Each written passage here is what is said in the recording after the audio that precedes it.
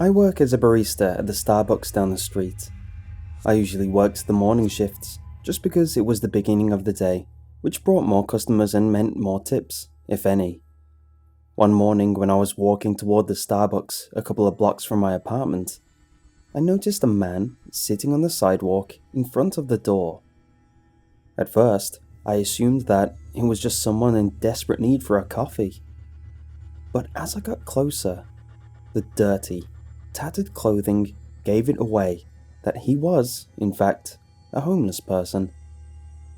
We got a lot of them, being close to the city and all, and they would always loiter in front of the shop since they had nowhere else to go, especially in the morning. So we simply just shoo them away from the shop. As I prepared to approach him and tell him to leave, or else I'll call the cops, I noticed that this man was rubbing the bottom of his forearm against the concrete. I didn't really think anything of it at first, but when he noticed me, he gasped and grabbed for the door handles and pulled himself up.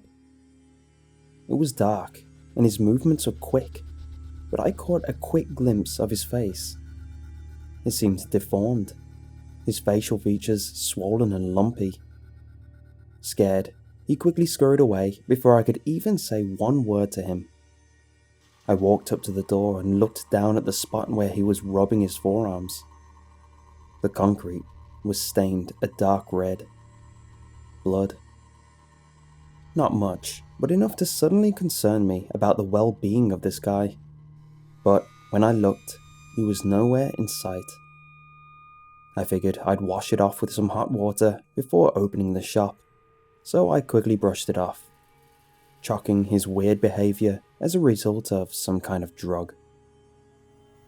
As I unlocked the door, I grabbed the handle and yanked the door open, only to immediately pull my hand away.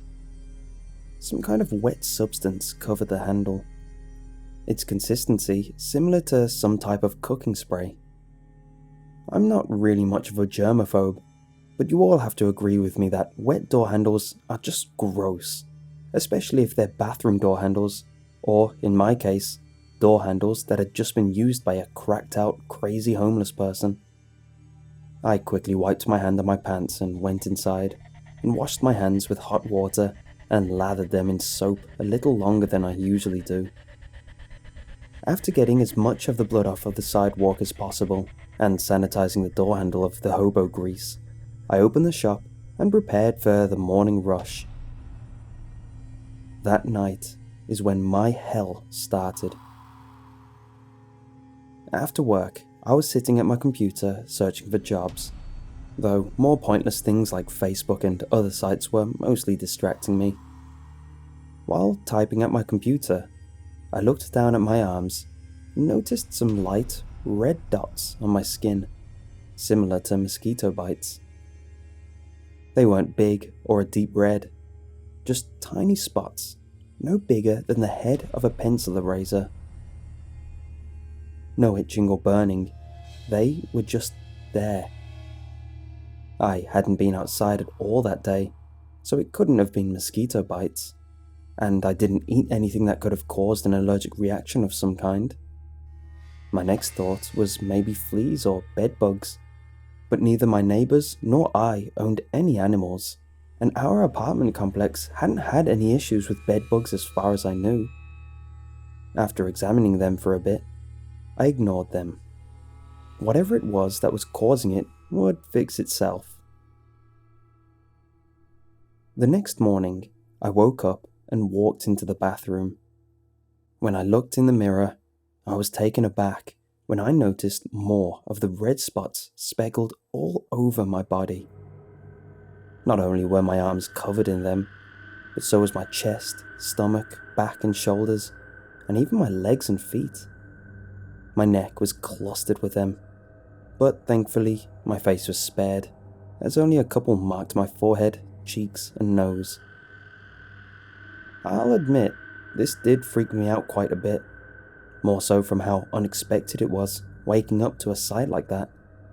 But when I noticed that these spots still didn't itch, burn, or bother me in the slightest, I decided not to worry about them, got dressed, and headed to work. Worrying about them would only make it worse, right? Throughout the day, I worked through the stares and double takes people were giving me as I took and made their orders. I'd noticed that the red dots started to get bigger and blotchier. To make matters worse, they also started to itch. I tried my best not to scratch them, at least in front of the customers. I knew that they wouldn't find it attractive to see the person handling their drinks scratching at some weird skin condition. After I got off work, I went home and immediately started doing some research on what the hell was happening to me. I researched hives, poison ivy and oak, skin allergies, skin conditions, psoriasis, everything.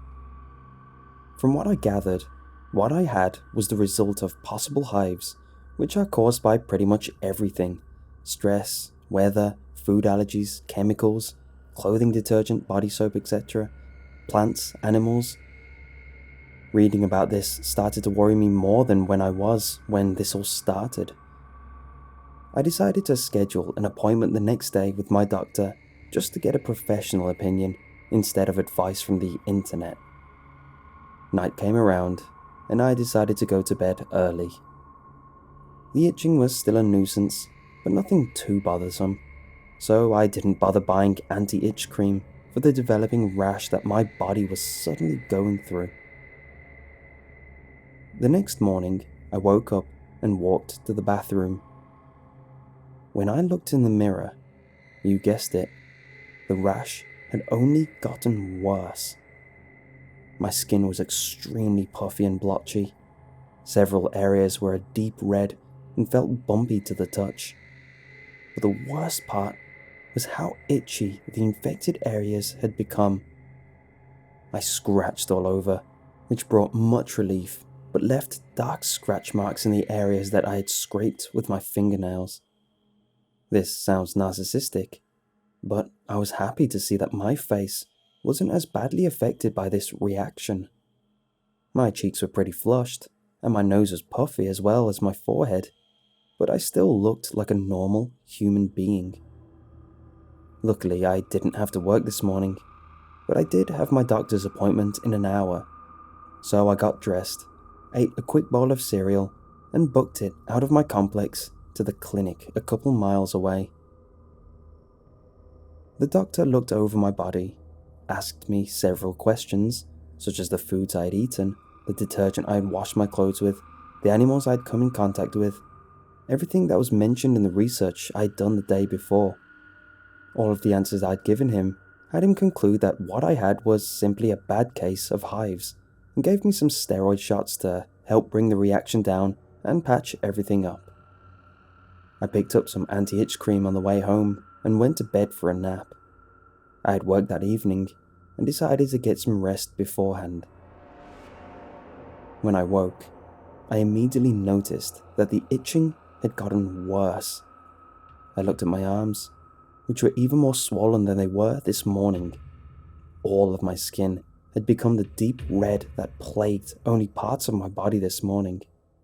The bumpy texture was more prominent than before, and as I looked in the mirror, I saw that most of my body was covered in the puffy, bumpy skin rash. My fingers were even swollen. My face was very red, as if it was sunburned, and my nose even started to blister and peel. What the hell was happening to me? I called my work and told them that I couldn't make it tonight, but they told me that another co-worker who was also working tonight had already called in sick, and that there was no one else to cover me. I told them about my condition, but they told me that there was nothing they could do, and they needed me to come in. After a few cuss words from under my breath, I figured that I would push through the night shift and just get it over with. I asked if they could take off work the next day, in which they replied with, "We'll see what we can do." After slathering some anti-itch cream on my entire body, I got to work. There, the itching got increasingly worse. I tried my best to scratch only when none of the customers were looking. Some even asked if I was okay, and I told them that it was just an allergic reaction so as to not gross them out as I made their drinks. I itched, I scratched. It felt like tiny bugs with spiky legs were crawling underneath my clothes, and I would rub my arms against the counter in an attempt to secretly scratch them. When behind the coffee machine, I would scratch furiously at my clothes before coming back out with a smile on my face and calling for the customer to pick up their drink. When there wasn't any customers in the shop, I would run to the bathroom and scratch my arms and legs, chest and stomach, shoulders and back, and scrub my hands as much as possible. After a few hours, I went to the bathroom and noticed that I was bleeding, with scratch marks all over my arm, chest, and stomach. The bumpy texture grew worse as well. The bumps had formed into clusters and clumps of yellow, bubbly pustules that shimmered in the poorly lit bathroom. I looked at my face. The skin of my nose flaked away as I scratched it. The blisters grew into tiny bubbles that felt like bubble wrap. I noticed more blisters forming on my forehead and even a few on my cheeks. While touching the blisters, I noticed that I had dried blood and pus stuck underneath my fingernails. How long had that been there? Was that there when I was handling the customers' food and drinks?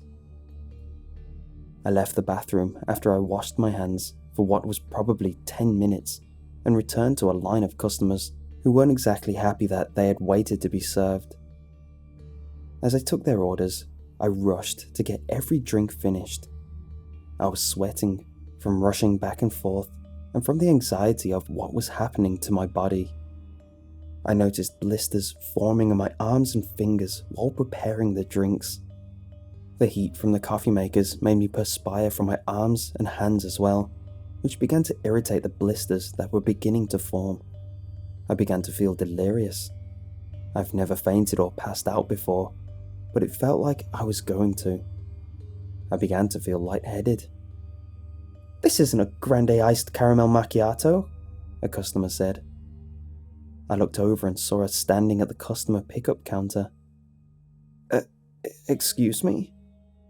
This is a tall. I asked for a grande." With a couple of customers in line, I asked them to hold on for just a minute and walked over to her and said that I would make her a grande and give her a refund.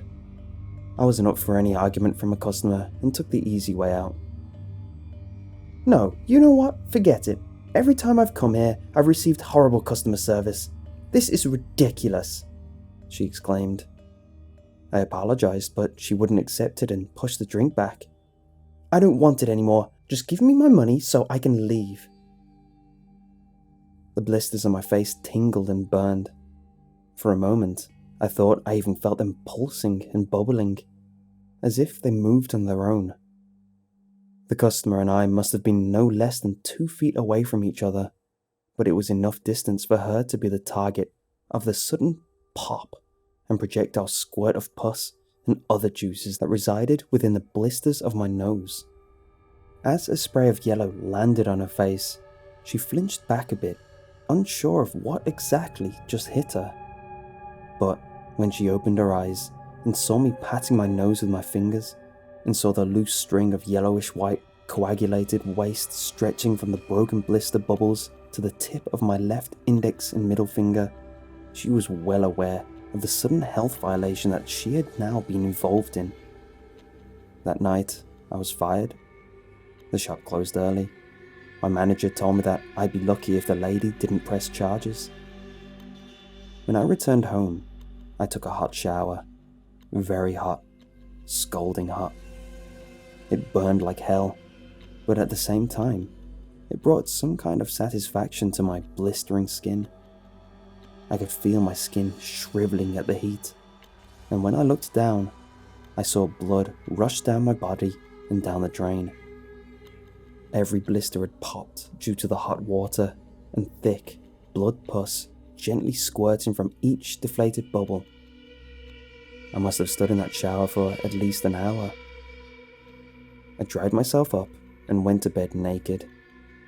My whole body burned and I was very hot. I turned my AC as low as possible and turned my fan on high in hopes that it would soothe the pain, but it didn't do much. I could feel my skin throb, tightening up and swelling as the rash took over. I itched horribly and scratched all night long. I must have passed out from the exhaustion, only to wake up the next morning in searing pain. I couldn't see. My eyes were swollen shut. They burned, as well as the rest of my body. I felt like I had fire ants crawling all over my body, and I could feel them crawling all over me, biting me, stinging me constantly as every inch burned beyond belief. I stumbled to the bathroom and struggled for the light switch. Even the touch to the wall brought immense pain to my fingertips. Once I turned the lights on, I forced my left eyelid open. It took me a second to pry it open as the dry pus from the blisters on my eyelid crumbled apart. What I saw was horrifying.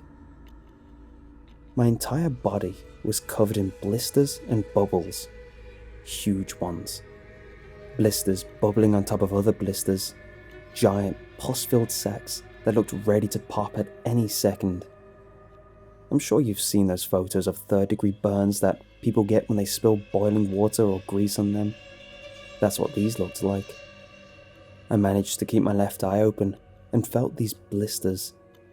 They jiggled at the slightest touch and sent a huge surge of pain throughout my body.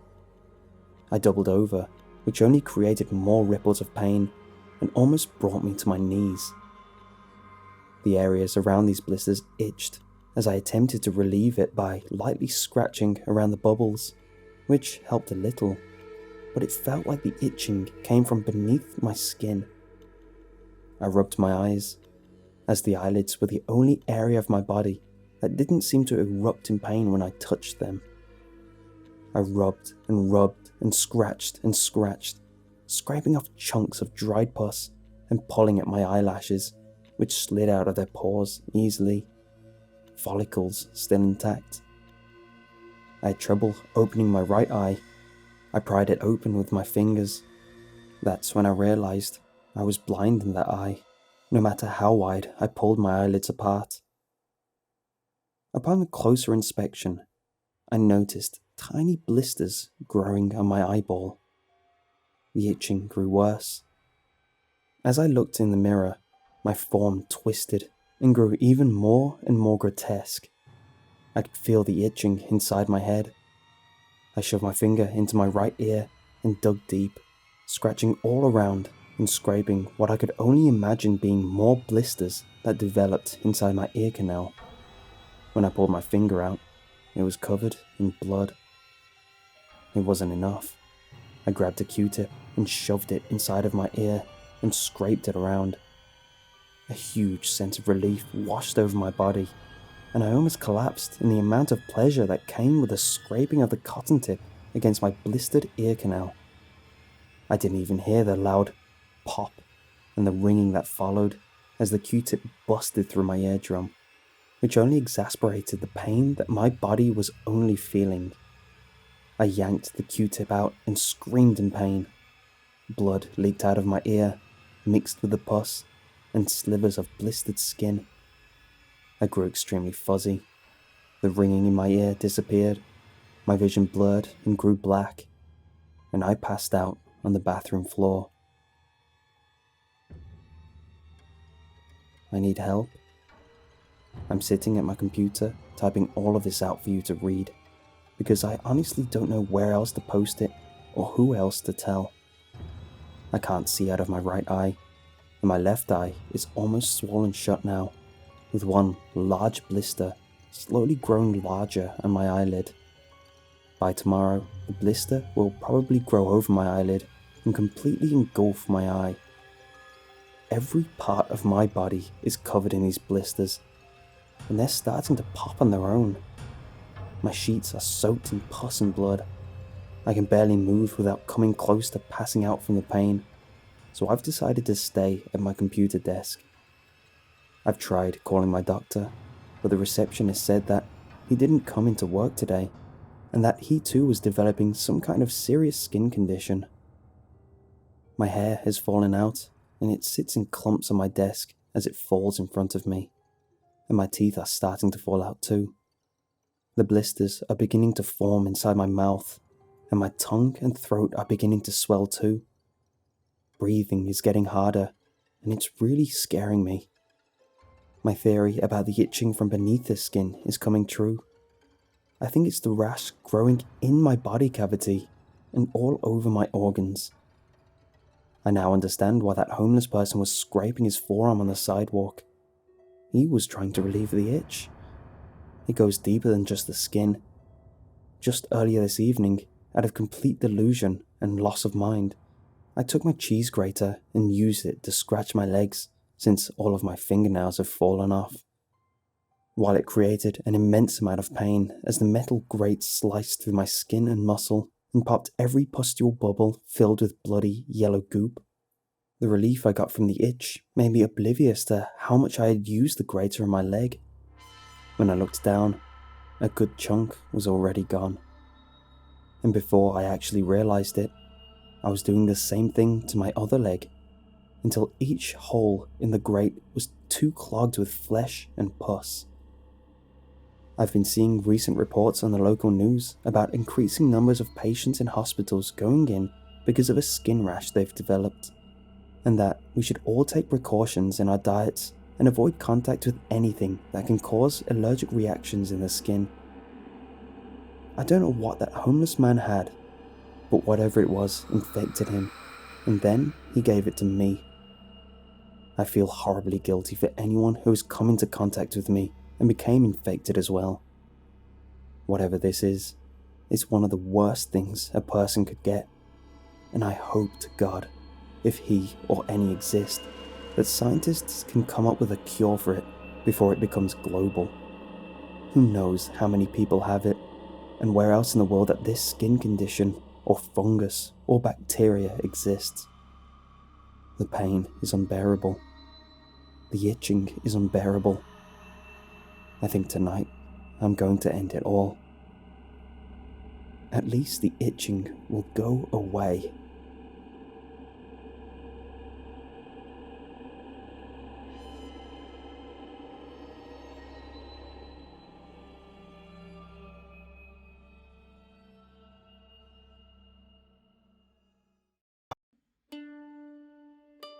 Ever since Noah could walk, he loved exploring.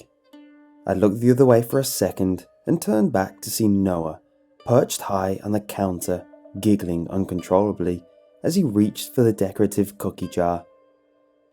"Noah, you know you can't have cookies before dinner. Get down from there."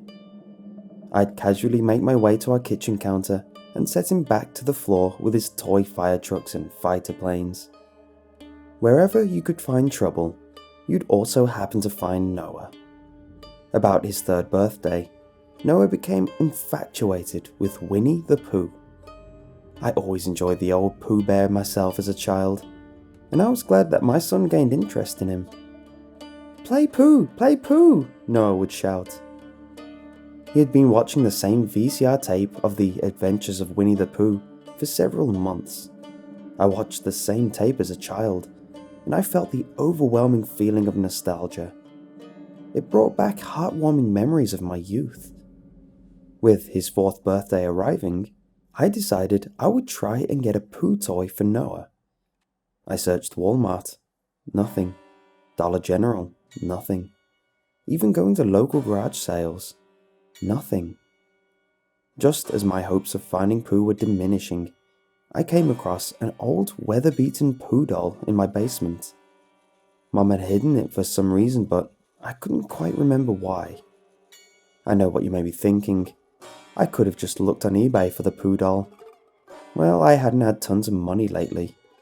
You see, my wife, Joyce, lost a raging battle against ovarian cancer. I was more of a stay-at-home dad, and she was a bank clerk at our local bank. Money didn't come easily in the first place, but now without her, I've been working odd jobs around town, trying to pay the bills and put food on the table. I crept to Noah's room, quietly cracking the door open and found him watching the Winnie the Pooh tape once again. He was a whiz with the VCR and had no problems working it. I stepped through the door with the doll behind my back, out of sight. "Daddy!" he yelled as he ran to me and hugged my legs. "I have a surprise for you, Noah." I revealed the bear, and Noah jumped with glee. He immediately grabbed the doll from my hands and embraced it, holding it close to his face. "Pooh!" he affectionately murmured. I smiled briefly and said, "Happy birthday, son." I left Noah to his new toy and slumped onto the couch. Today was a long day. My eyes started to flutter, and the next thing I knew, I was asleep. I woke up feeling groggy and disorientated. My alarm clock read 3 a.m. Geez, I was out for a while. I lazily stumbled into the kitchen and poured myself a glass of water. My lips and throat were very dry from the nap. I was taking a sip when I heard something.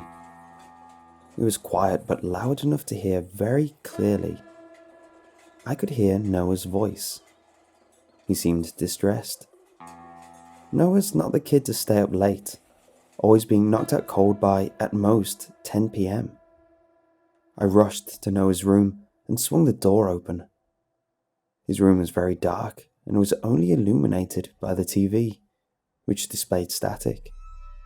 I could make out two shapes in the darkness. One was no doubt Noah, but there was another shape huddled near him. I crept a little closer. It was the Pooh doll I had just got him.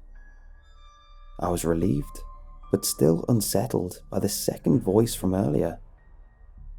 "Noah, who are you talking to?" He looked up at me and smiled. "I was talking to Pooh Bear, Daddy." Must have been hearing things, I suppose. "Get to bed, kiddo. It's way past your bedtime." Noah groaned with displeasure and climbed into bed with a Pooh doll bear tucked under his arm. The next few days, all Noah could do was play with the doll. He took it everywhere with him, and he continued to stay up late to talk to Pooh Bear. He didn't want to go outside and play anymore. He stayed inside, playing with Pooh non-stop. My curiosity was overwhelming, so after I tucked Noah in, I pulled up a chair near his door and sat. I was going to eavesdrop on their conversation tonight. Seconds turned to minutes, minutes turned to hours, and not a single noise emanated from the room. 2 a.m. rolled around, and I considered calling my weight off. But then I heard something come from his room. It was the familiar pitter-patter of little feet. I paused my breath, breathing to listen. I heard whispering. I could make out the phrase, "Pooh, I'm tired. I want to sleep, Pooh." There was a pause. I could hear the TV playing in the background. Static noise again. Nothing else could be heard. "I wouldn't do that to him, Pooh. I don't want to do that." Noah had distress in his voice. This was against his will. I cracked the door open, and an unsettling draft hit me like a ton of bricks. The window was open. The TV illuminated Noah's form sitting crisscrossed in the center of his room, turning away from the window towards me. "Hi, Daddy." Knowing I was caught, I casually walked into the dark room. The Pooh doll was in Noah's arms, held tightly against him. I was so disturbed by the situation that I grabbed Noah and said, "You're going to sleep with me tonight." He reached for the Pooh doll, but it was out of his range. On his arms were bruises. Not in the shape of a hand, but in circular form. "No Pooh for you tonight." I carried him to my room and tucked him into my covers. I sat in bed, looking at the ceiling. Who was talking to my son? Every kid has imaginary friends, but no one has ever had an imaginary bully. The next morning, I awoke not to Noah, but an empty bed. I got up and patrolled the house for Noah. He was sitting neatly on the floor in his room, talking to Pooh again. "Won't that hurt, Pooh?" I strolled in the room. Time to get to the bottom of this. "Noah, what has Pooh been asking you?" Noah paused and furrowed his brow. "I can't tell you. It's secret." Noah and I were very close, even close for a father and son. Why wouldn't he tell me? The rest of the day continued very boringly, and nothing of interest occurred. That night, I decided not to eavesdrop like I usually did, and went to bed. I faded to darkness and lost consciousness. Over the next few weeks, Noah's condition worsened. He stopped leaving his room, stopped playing with his other toys, stopped telling me he loved me. Noah wouldn't even eat on most days. He lost 10 pounds in weeks. I tried force feeding him, but all he did was scream and fuss. "I don't want to eat, I want to play with Pooh." Getting rid of the doll didn't help either. I threw it in the trash, only to find it removed and back in its place by Noah. The doll started to age dramatically as well. Seams were ripping, dark stains appeared on the doll, and even an eyeball was hanging loose, like a ball and chain. Dark rings appeared under Noah's eyes, caused by sleep deprivation. I didn't know what to do. The doll was driving me to drink. I dozed off, giving in to sleep's tempting offer. I awoke to a loud thumping noise. It was so dark I couldn't see my hand in front of my face. Thump. What was that? My doorknob rattled and opened very slowly, almost at a turtle's pace. I opened the blind next to my bed, unleashing the moonlight's illuminating presence. The door to my room was open, and something silver glinted in the darkness. I squinted my eyes, hoping to spot something. At that moment, the glint moved. It was moving towards me. I reached over to the lamp and pulled the string down, brightly illuminating the room. A huddled mass was revealed. It was Noah.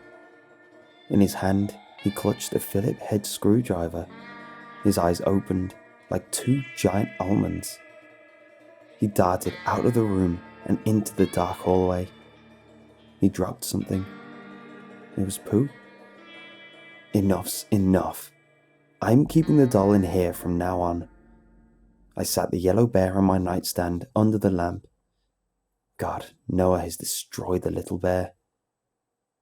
Noah bugged me and bugged me, asking where the bear was, and I always replied, Pooh went back to the 100-acre woods to visit his friends. Weeks went by, and Noah's health was improving dramatically. He gained his weight back, the bags under his eyes were going away, and he started eating again. He even started telling me that he loved me at night before bed. I lay on my own bed, looking over the worn doll. I even picked it up and tossed it back and forth in my hands for a while. I like how this doll feels.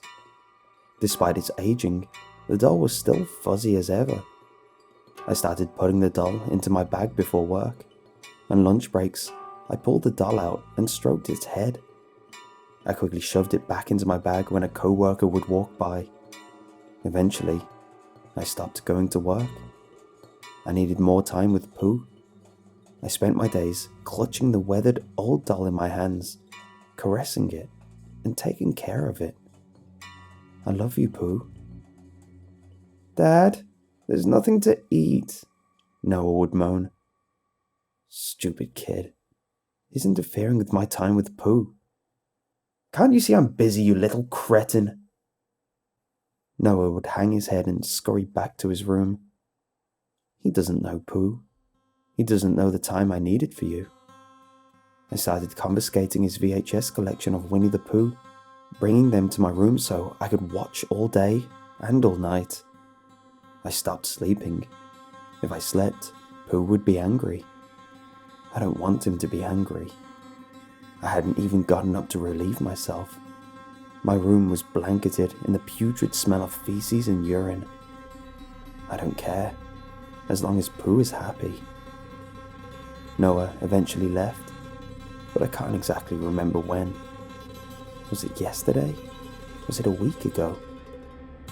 Good riddance. I'm free of him for good. Eventually, my electricity went out. I hadn't paid the bill in months. I'd gone from a £180 man to a tiny £100 man. As long as Pooh loves me, I don't care. I was forced to eat bugs and rats that unfortunately scurried across my path. The paint on the walls started to peel, and mold covered the ceiling. I don't care. I do it for Pooh. He needs my time more than I do.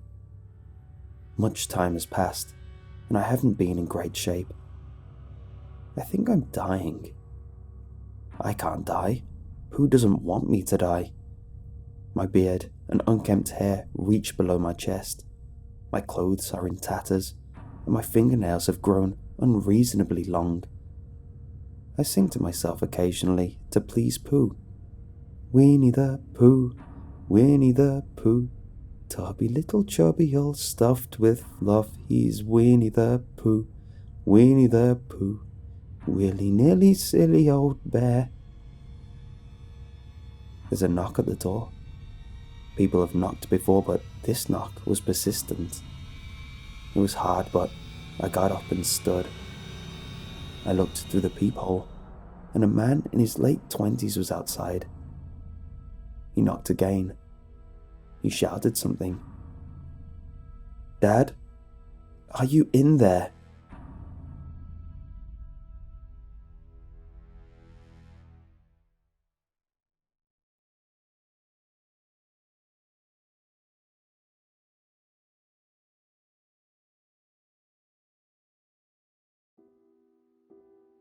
She has a mother's bright blue eyes, Daddy's little angel does, and the most beautiful smile you've ever seen. She could melt an iceberg, she could.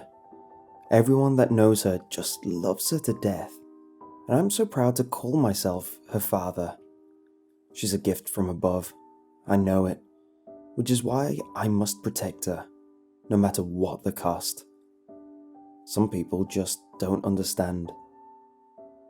It all started a couple of weeks ago. Some nasty little girls were teasing Katie, my little angel, and she just wouldn't leave her alone. She was saying nasty things, saying how poor she was, and saying she was dirty and such. She just had the filthiest mouth. Little girls shouldn't be so nasty. Well, she followed Kate home that day, throwing dirt at her and telling her to take a bath in it. Well, my Katie showed her what's what. Yes, she did. And Daddy couldn't be more proud. I don't think anyone should hurt a child, even if they don't mean it. Don't get me wrong. But Katie never did anything to anyone, and I loved her to death. You've got to understand. I was only being a loving father when I hid the body. You see, we live in a very rural area, and that nasty-mouthed little girl clearly had no business following my Katie in the first place. But I know no one would understand, and I just can't let anything happen to my little angel. Of course, that's when my wife came home and saw that our little girl had a few bruises. Can you believe she actually glared at me? As if I'd ever so much as think of hurting my little angel? Of course I was upset, but the sweetheart that she is, Katie set her on track sure enough. She told her how the filthy little girl harassed her and wouldn't leave her be. And I tell you, that lit my wife right up. She was so angry. I had to restrain her. She was going to call her parents then and there. It was 9 p.m. Well, I finally talked her down, even though she was furious with me that I hadn't handled it sooner. Of course, by then, She just didn't trust me to settle it no matter what I told her. I said I'd do it first thing after work the next day, but no. She insists she'd call them herself the next day. Even Katie pleaded with her not to call her parents. She said she'd be so embarrassed at school if everyone found out she'd run home and told Mommy. Of course, we both know we couldn't explain that the filthy little girl had gone missing after the little scuffle now, could we? I mean, she's my wife and I loved her, but she just wouldn't understand. But she just sent Katie straight up to bed and wouldn't hear another word from me on the matter. Her mind was made up, and she's a very headstrong woman. It's part of her charm, you see. So there's no arguing with her once she's made up her mind on the matter.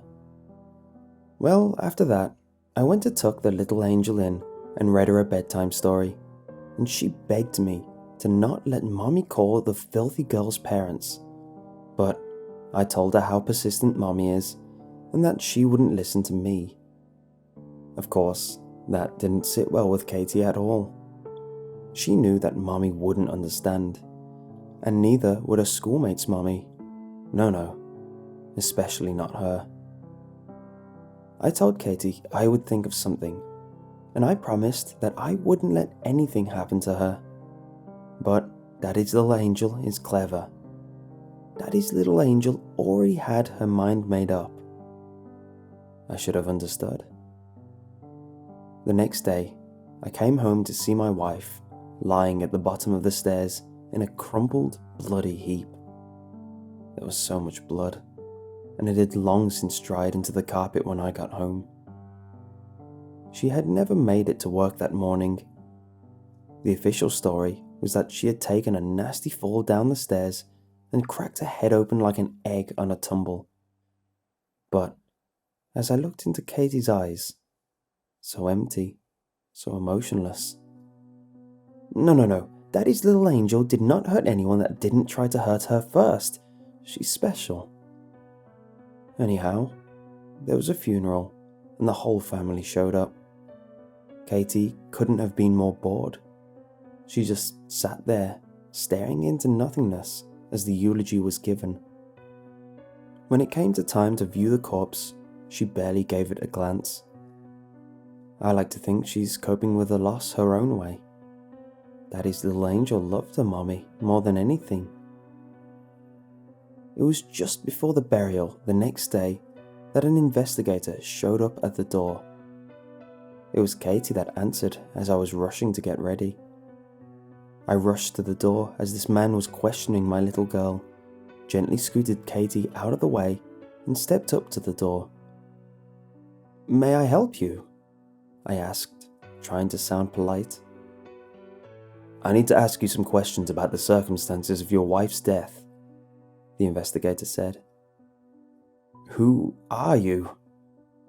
I think some of my frustration was coming through, but it might have been my self-consciousness. "I'm sorry," he said with a laugh. "Detective Kimball, local PD. I just got the results back from the autopsy, and the blunt trauma your wife suffered and the bloodstains found on the carpet don't exactly match up. I was wondering if you could give me a little more insight." "Well, I'd love to, Detective, but as I told the responding officers, I only found the body when I came home from work. I wasn't there to see it happen." The detective tried to speak again, I think, but I cut him off. Frustration was filling me. "If you'll excuse me, we have a burial to attend." I grabbed Katie's hand and walked her out of the door, locking it behind me. I glanced back to see that the detective was watching me as we drove away.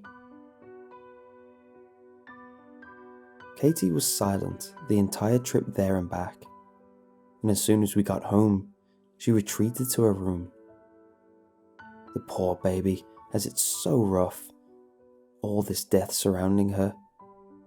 I shampooed the carpet the best I could to get the stains out, and fixing dinner up for us.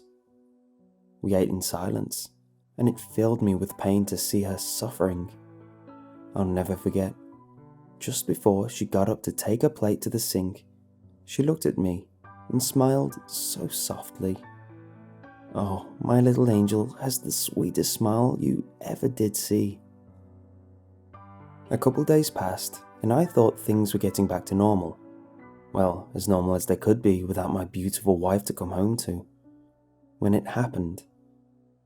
You see, I rush home each day to meet Katie as she's coming in from school. But yesterday, I was lost in thought and took my time getting home. You see, the day before, my wife's sister suggests that she come over and bring Katie's cousin to visit, and I couldn't refuse. So I had to get in the mindset. I had to show her we were coping.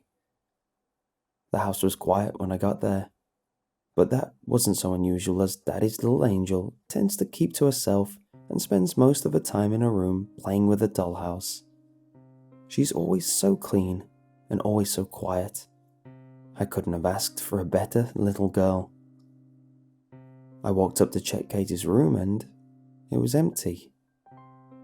I then proceeded to check the rest of the house and found her nowhere until I came to the door leading to the cellar.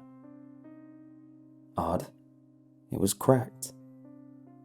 I pushed it open and started down the stairs. I could see the light spilling across the floor at the bottom of the staircase, illuminating a small puddle of blood just a foot away from the bottom step. "Just hand me the gun," a voice said softly. "I'll get you out of here, take you somewhere safe." I rushed down the stairs and found Katie standing a mere 2 feet away from Detective Kimball, who sat bound with rope and bleeding from the head. I approached my daughter and eased the gun from her hand as the detective seemed to eye me with the most dreadful gaze anyone's ever given me in my life. I took the gun in my hands and was surprised at how natural it felt, though I'd never held a gun in my life. The exhilaration that filled me as I lifted the gun and watched the detective's face contort in horror almost sickened me. "Why have you come?" I asked him as I aimed the gun at his head. "Your wife's death was not an accident," he replied. "I was at work when it happened, and Katie was at school. It's been deemed an accident. What did you hope to find here?" "The coroner stated that she died in the early morning, around the same time you leave for work." "I loved my wife!" I unconsciously began to pull the hammer back. "If you kill me, the police will know where to look," Kimball pleaded. "There's no way out of this. Do the right thing. Do it for your little girl." If only you understood.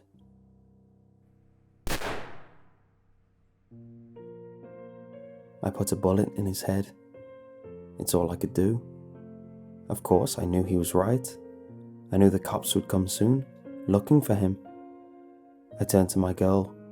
She stood, staring at Kimball, vacantly, and I told her to run and get the tarp from the corner. She did. Daddy's little angel is so good. She even helped me wrap the body, and I carved.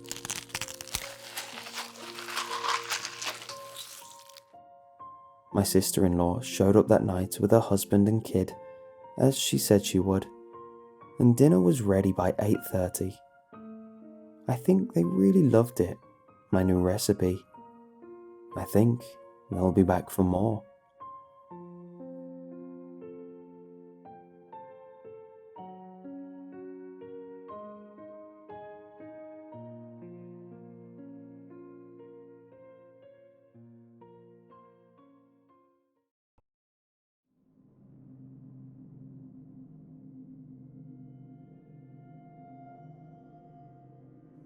This is the story of the oak.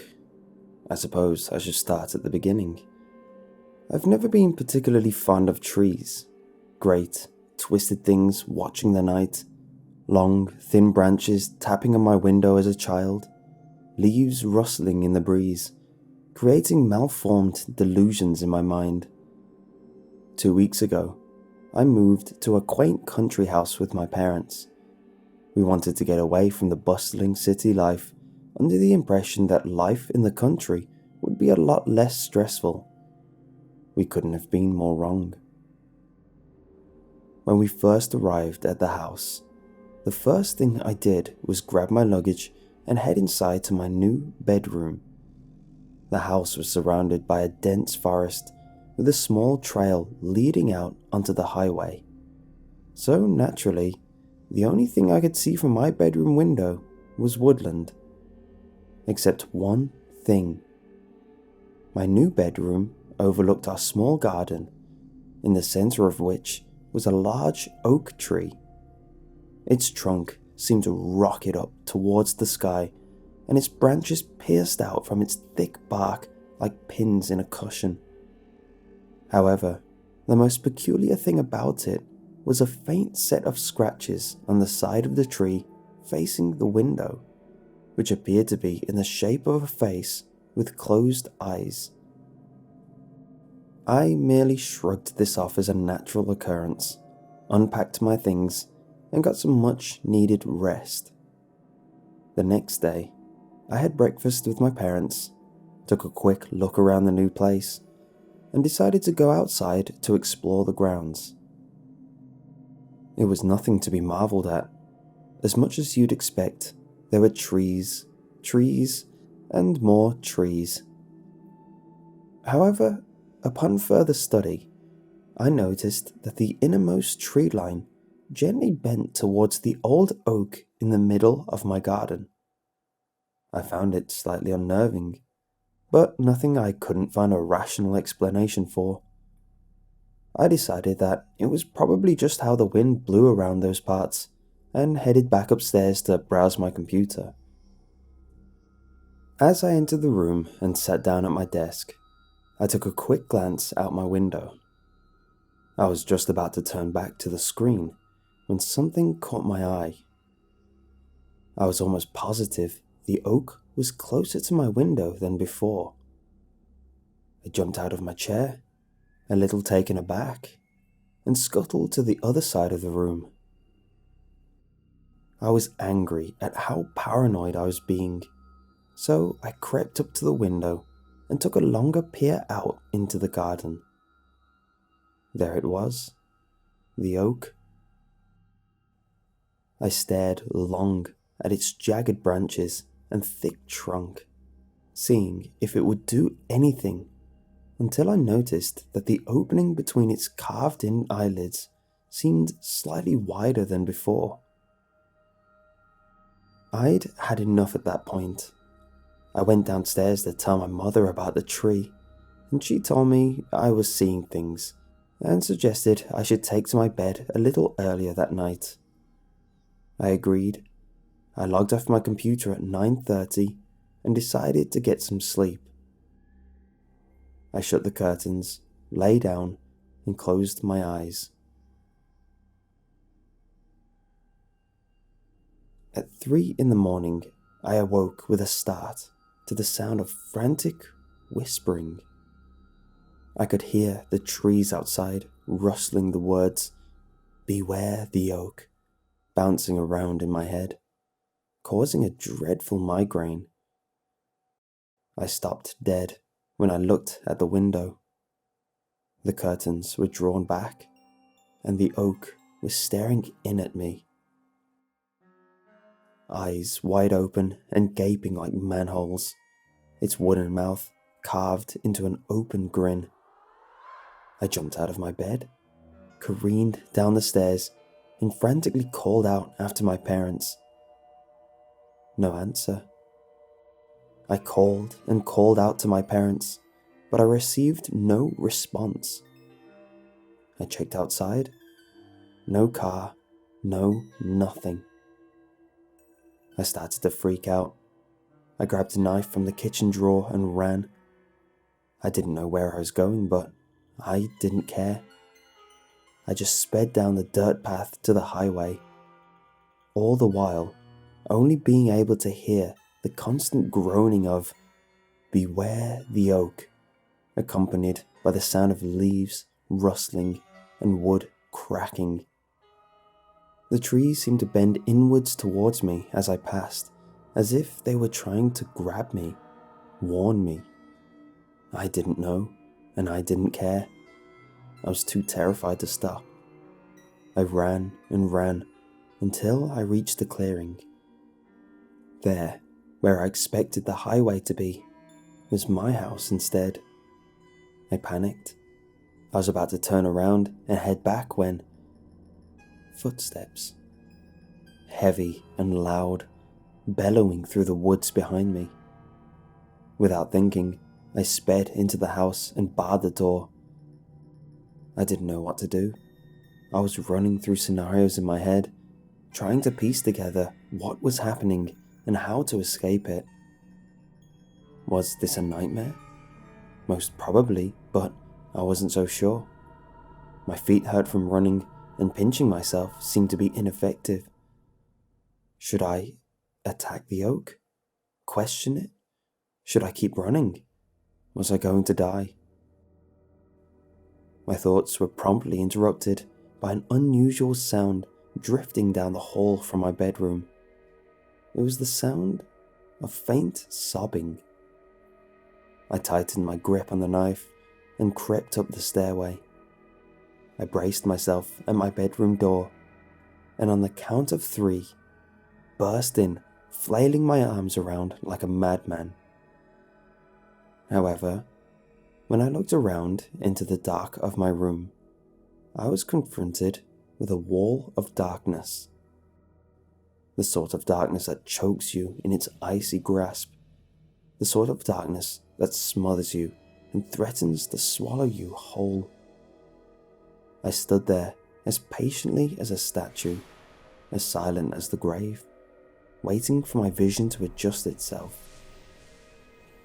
I was kept company by nothing but the gentle sound of creaking floorboards and the whistling of the harsh wind. As my eyes adjusted, the wind began to die down. I glared through the fluttering curtains, knife in hand, only to see that the old oak had returned to normal. I was baffled.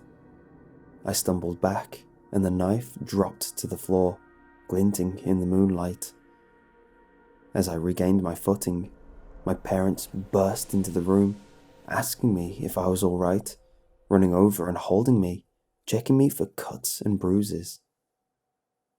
That was 2 weeks ago, and every night since, the oak has edged closer and closer to my window. I'm afraid to sleep.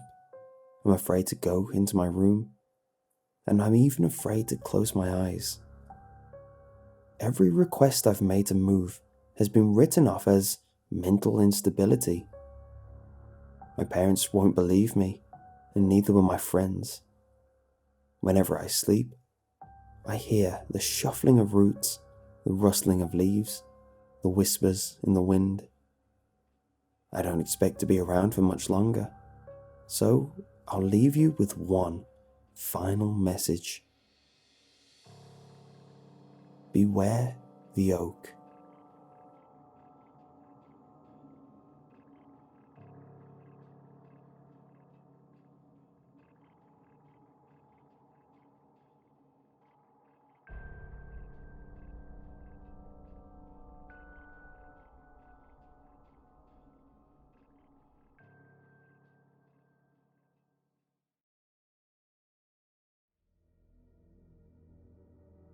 One morning, when I was about 8 years old, I woke up and my mother wasn't my mother.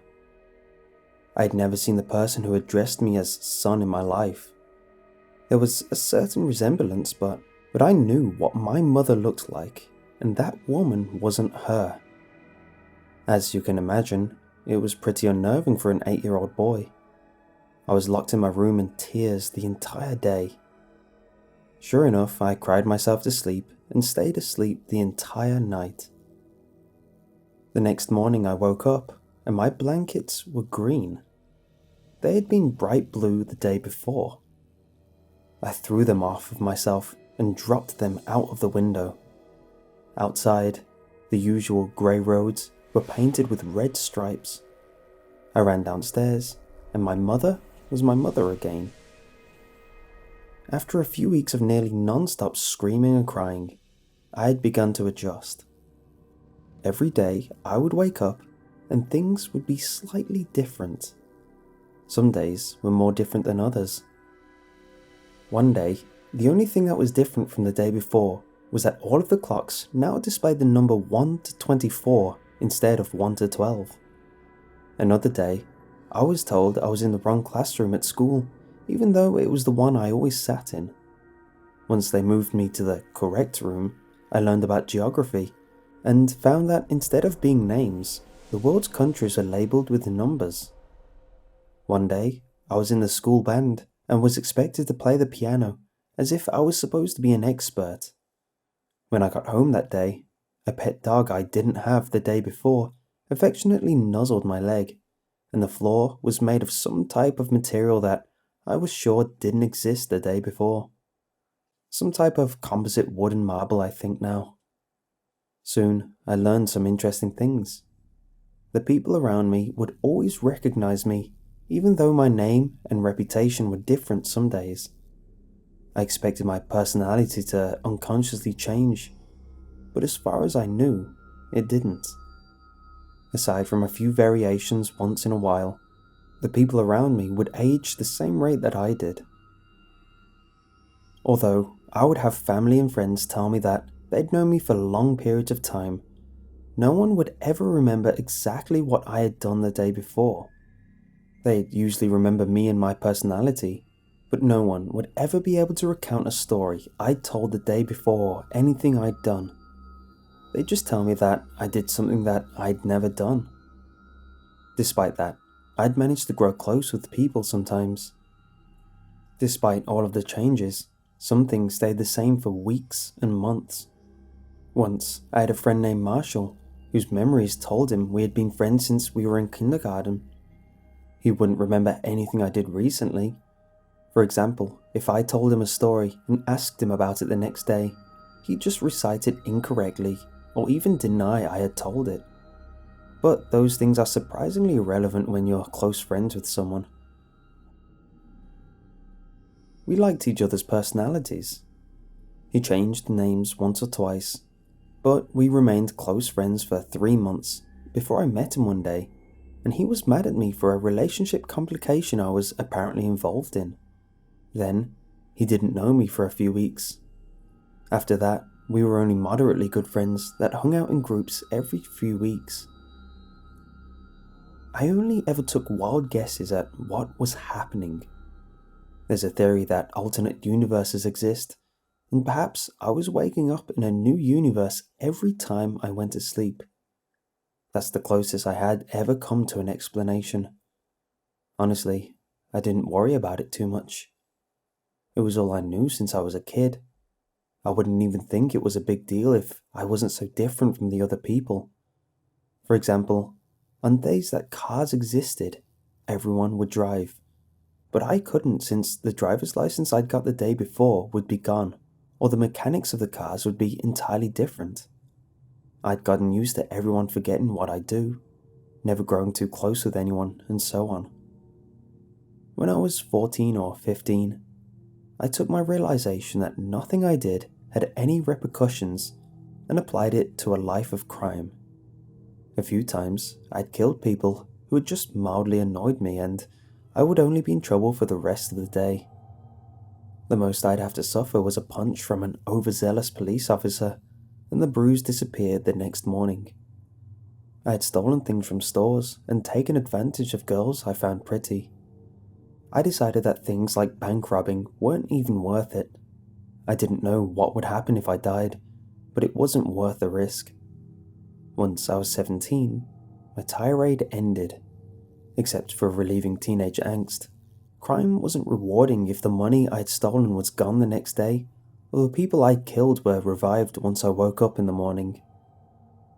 When I was 18, I went to the bathroom in the morning with a dull pain in the skin of my face, and found that I had stitches on my nose. I asked the 2 men in the kitchen, who I assumed were the day's parents, and, although surprised I didn't know, They told me about the beating I had received from some guy at school the day before. For the rest of the day, I picked at the stitches and used ice to deal with the pain.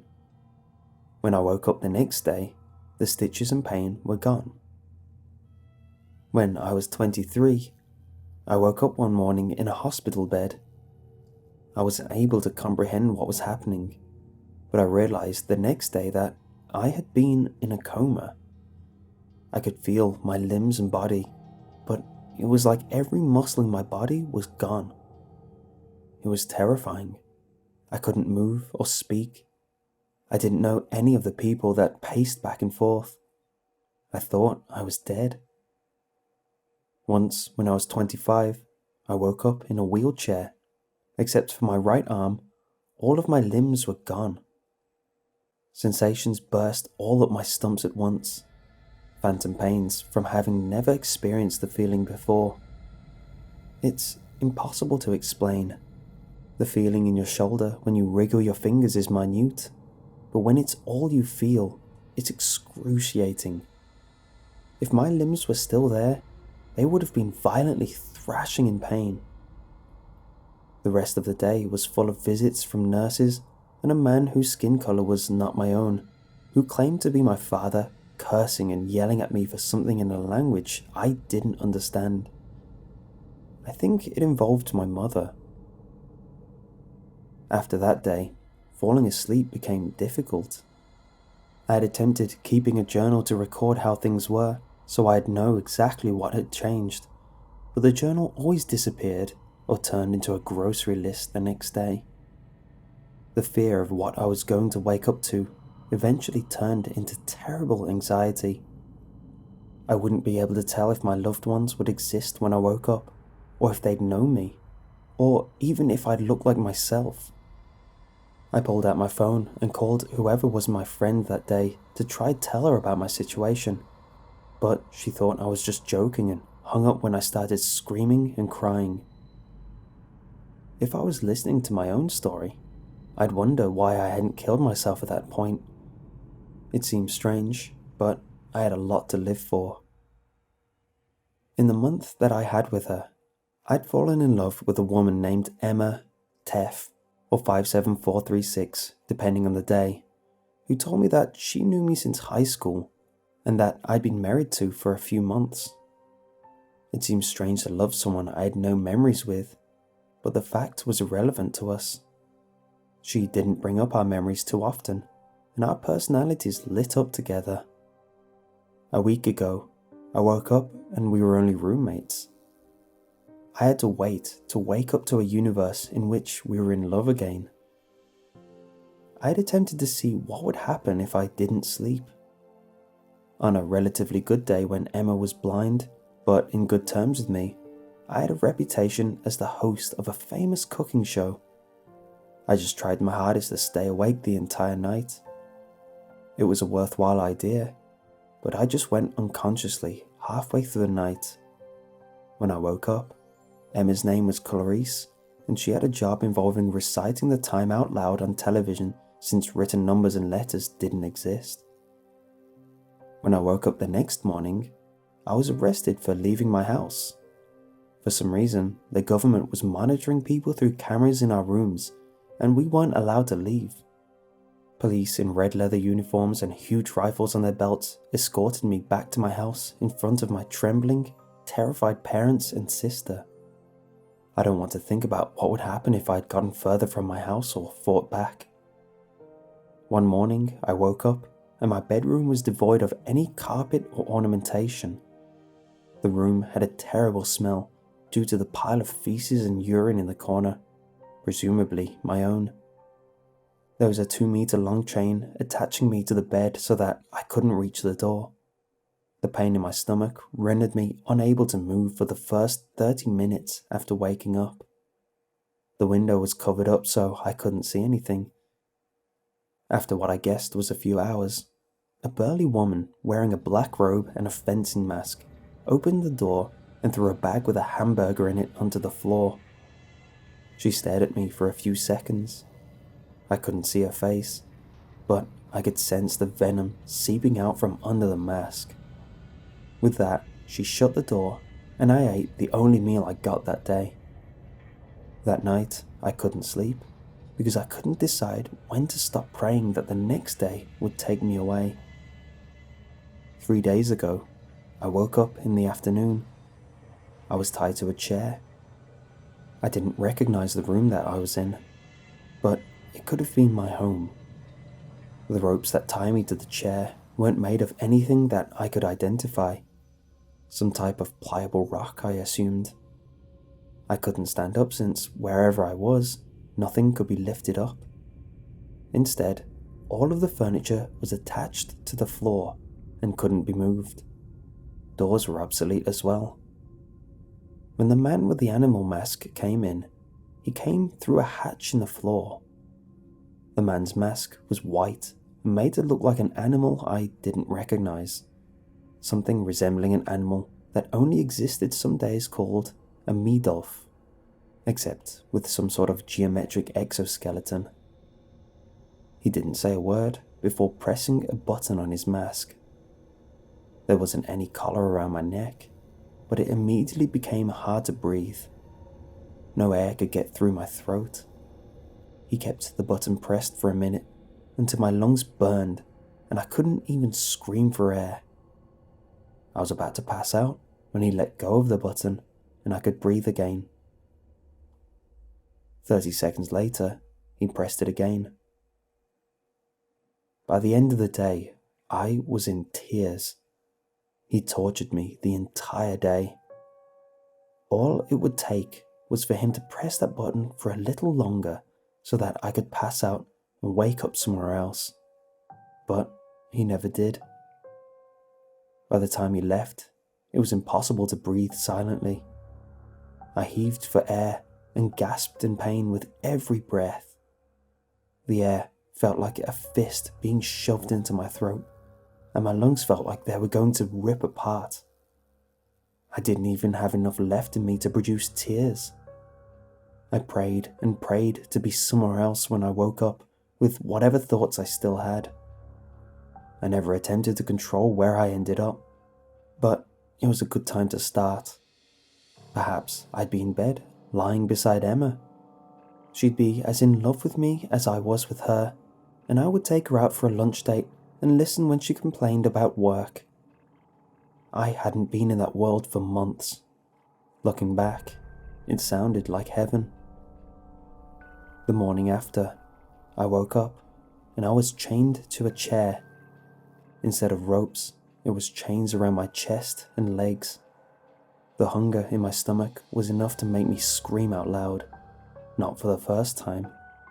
I felt terrified of what was going to happen. The fear of the unknown was suddenly enough to reduce me to tears.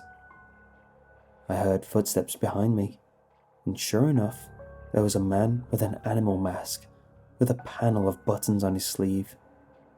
The blood stopped running in my veins. I couldn't understand my own words when I begged him to kill me instead of putting me through what had happened yesterday. He didn't listen, and at the press of a button, the air stopped going to my lungs.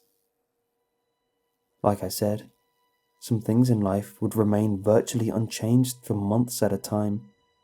The torture had been happening for the past 3 days, and at each night, all of the damage to my body would erase itself so it could happen again with no chance of killing me. With my arms tied, there's no way for me to kill myself. If I try to suffocate by myself by not breathing, my medulla takes over and resurrects me. I've tried choking on my tongue, but I don't know how. The most mortifying part of it all is the complete lack of knowledge of the next day. Yesterday, the man in the mask spoke to me in a language I didn't understand. Tomorrow could be exactly the same, except he would be wearing a different mask. Tomorrow could also be vastly different with a new and worse type of torture. The worst of it all is the fact that I have no control over what the next day would look like. It was entirely based on chance. So, if fate willed it, every day for the rest of my life could be exactly like the one before.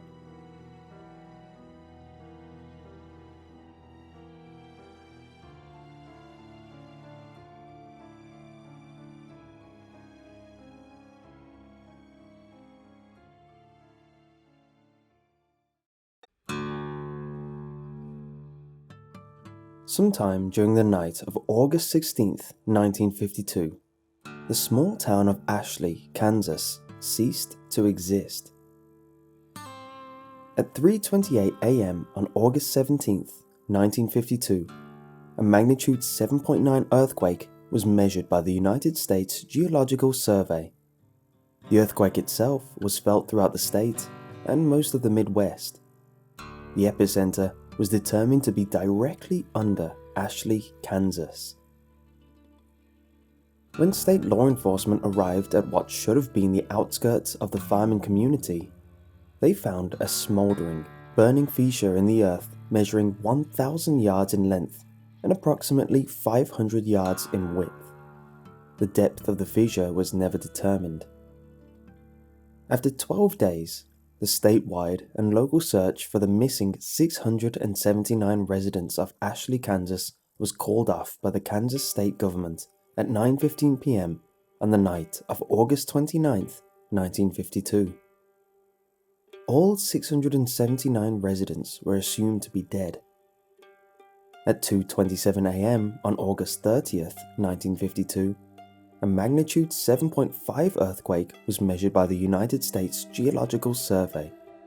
The epicenter was situated under what used to be the location of Ashley, Kansas. When law enforcement investigated at 5:32 a.m., they reported that the fissure in the earth had closed. In the 8 days leading up to the disappearance of the town and its 679 residents, bizarre and unexplainable events were reported by dozens of residents in Ashley, Kansas, and law enforcement from the surrounding area. On the evening of August 8th, 1952, at 7:13 p.m., a resident by the name of Gabriel Jonathan reported a strange sight in the sky above Ashley. The town itself, having no official branch of law enforcement, called into the police station of the neighboring town of Hayes. Gabriel reported what appeared to be a small black opening in the sky. Within the next 15 minutes, the Hayes police station became overwhelmed with dozens of phone calls, all reporting the same phenomenon. The phenomenon was never reported by any neighboring communities. A decision was made to send off a trooper to Ashley to investigate the matter the following morning. At 7:54 a.m. on the morning of August 9th, 1952, Hayes police officer Alan Mace radioed the Hayes police station. He reported that, despite following the one-way road leading to Ashley, he had become lost. According to his report, the road, quote, continued along its normal path, but somehow ended up back in Hayes. Officer Mace went on to add that the road never curved or bent in any direction. At 9:15 a.m., 7 of the town's 10 police cars were sent to investigate the situation, and all members of the team came to the same conclusion. The only road leading to Ashley stopped leading into Ashley, but instead led back to Hayes. Phone calls continued to pour into the Hayes police station, all reporting that the black opening in the sky continued to grow in size. All callers were advised to remain inside and to not travel outside unless absolutely necessary. At 8:17 p.m., Mrs. Elaine Cantor reported her neighbors, Mr. and Mrs. Milton, and their 2 children, Jeffrey and Brooke, missing. According to Mrs. Cantor's phone call, the Miltons attempted to leave town in their family car earlier in the evening. They never returned. Law enforcement officials from Hayes never reported the car or individuals coming up the one-way road. At 7:38 a.m. on the morning of August 10th, 1952, phone calls from Ashley into the Hayes police station reported that the town was in total darkness. The sun and never risen. At 10:15 a.m., at the request of Hays law enforcement, a helicopter from Topeka, Kansas, flew over the region in which Ashley, Kansas stood. The town was never observed from the air. At 12:43 p.m. on the afternoon of August 11th, 1952, Miss Phoebe Danielski called into the Hays police station. She reported that her daughter, Erica, had begun to have conversations with her father, who died 3 years prior in a drunk driving accident. To add to her concern, Miss Danielski reported that Erica was attempting to go outside into the dark to, quote, join them. Over the course of the next 12 hours, a reported 329 phone calls were placed into the Hays police station, all describing similar phenomenon with the children in the town. The following morning of August 12, 1952, the situation became dire. During the middle of the night, all 217 children in the town of Ashley, Kansas disappeared. A reported 421 phone calls were placed into the Hays Police Department. Unable to be of any useful assistance, Hays law enforcement instructed all callers to remain inside and to avoid any and all attempts at finding the missing children. At 5:19 p.m. on the evening of August 13th, 1952, Ashley Elderman Scott Luntz reported a growing, distant fire to the south. According to his description, the fire seemed to turn the distant black into, quote, bright red and orange that seemed to extend high into the sky. Throughout the rest of the day, calls continued in, stating that the fire, in addition to moving north, now seemed to, quote, come out of the black sky. No fire was ever witnessed by any of the neighboring communities or law enforcement officials. The reports continued until 12:09 a.m. on the morning of August 14th, 1952. The last phone call, placed by a Mr. Benjamin Endicott, reported that the fire in the sky had grown so intense that it began to appear as daytime over the town. The phone call ended abruptly. Here's a transcript from the phone call placed by Benjamin Sherman Endicott. Benjamin. Just hold on, wait. Continued silence. Yeah, I see something. It's to the south. It looks like... End phone call. The next phone call wouldn't be placed until the following evening. The following is the entire transcript of the final phone call to be received by the Hays Police Department out of the town of Ashley, Kansas. It was placed at 9:46 p.m. on the evening of August 15th, 1952. In this recorded phone call, the officer on duty is Officer Pete Welsh. The caller has been identified as Miss April Foster. Begin phone call. Officer Welsh. Hays Police Department. Muffled static. Hello? Foster. Yes, hello? Officer Welsh. Ma'am, who am I speaking with? Foster. My name is April Foster. Please, sir, please help me. Officer Welsh. What is happening, ma'am? Foster.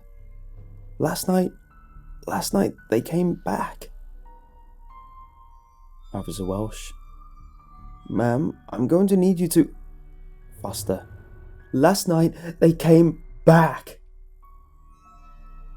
Ma'am, I'm going to need you to calm down and speak clearly. What happened? Who came back? Sobbing. Everyone. Everyone? They all came in the fire. What do you mean, everyone? My son. I saw my son last night. He was walking. He walked down the street. He was burned. Jesus Christ, he was burned. Ma'am, he died last year. I raised him since he was a baby. It was just me and him. I told him to watch out for cars when he rode his bike, but he never wanted to listen. Ma'am, what you're saying isn't making any sense. You said everyone came back? Are you listening to me? Everyone came back. Everyone who died or went missing, they're back. And they're looking for us.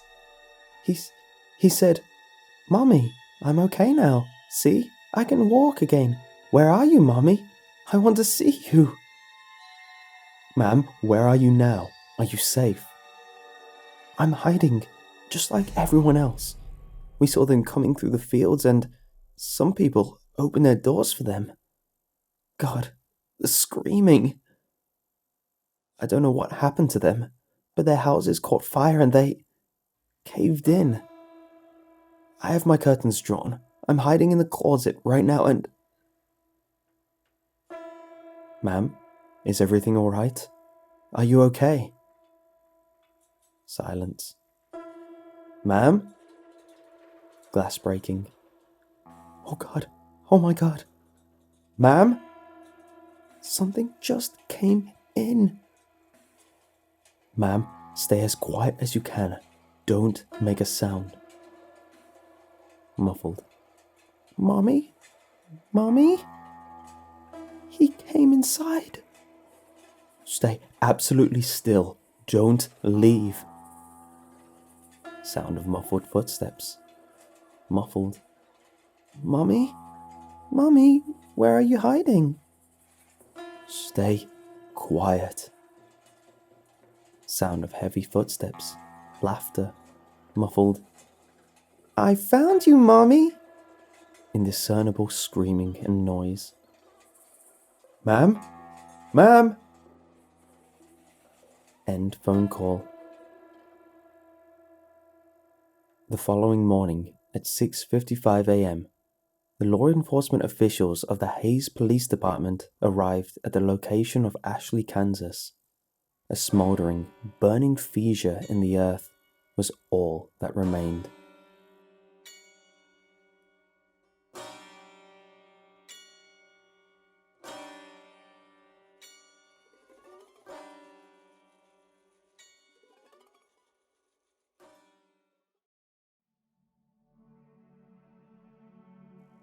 The first piece of film ever created was made in the year of 1877.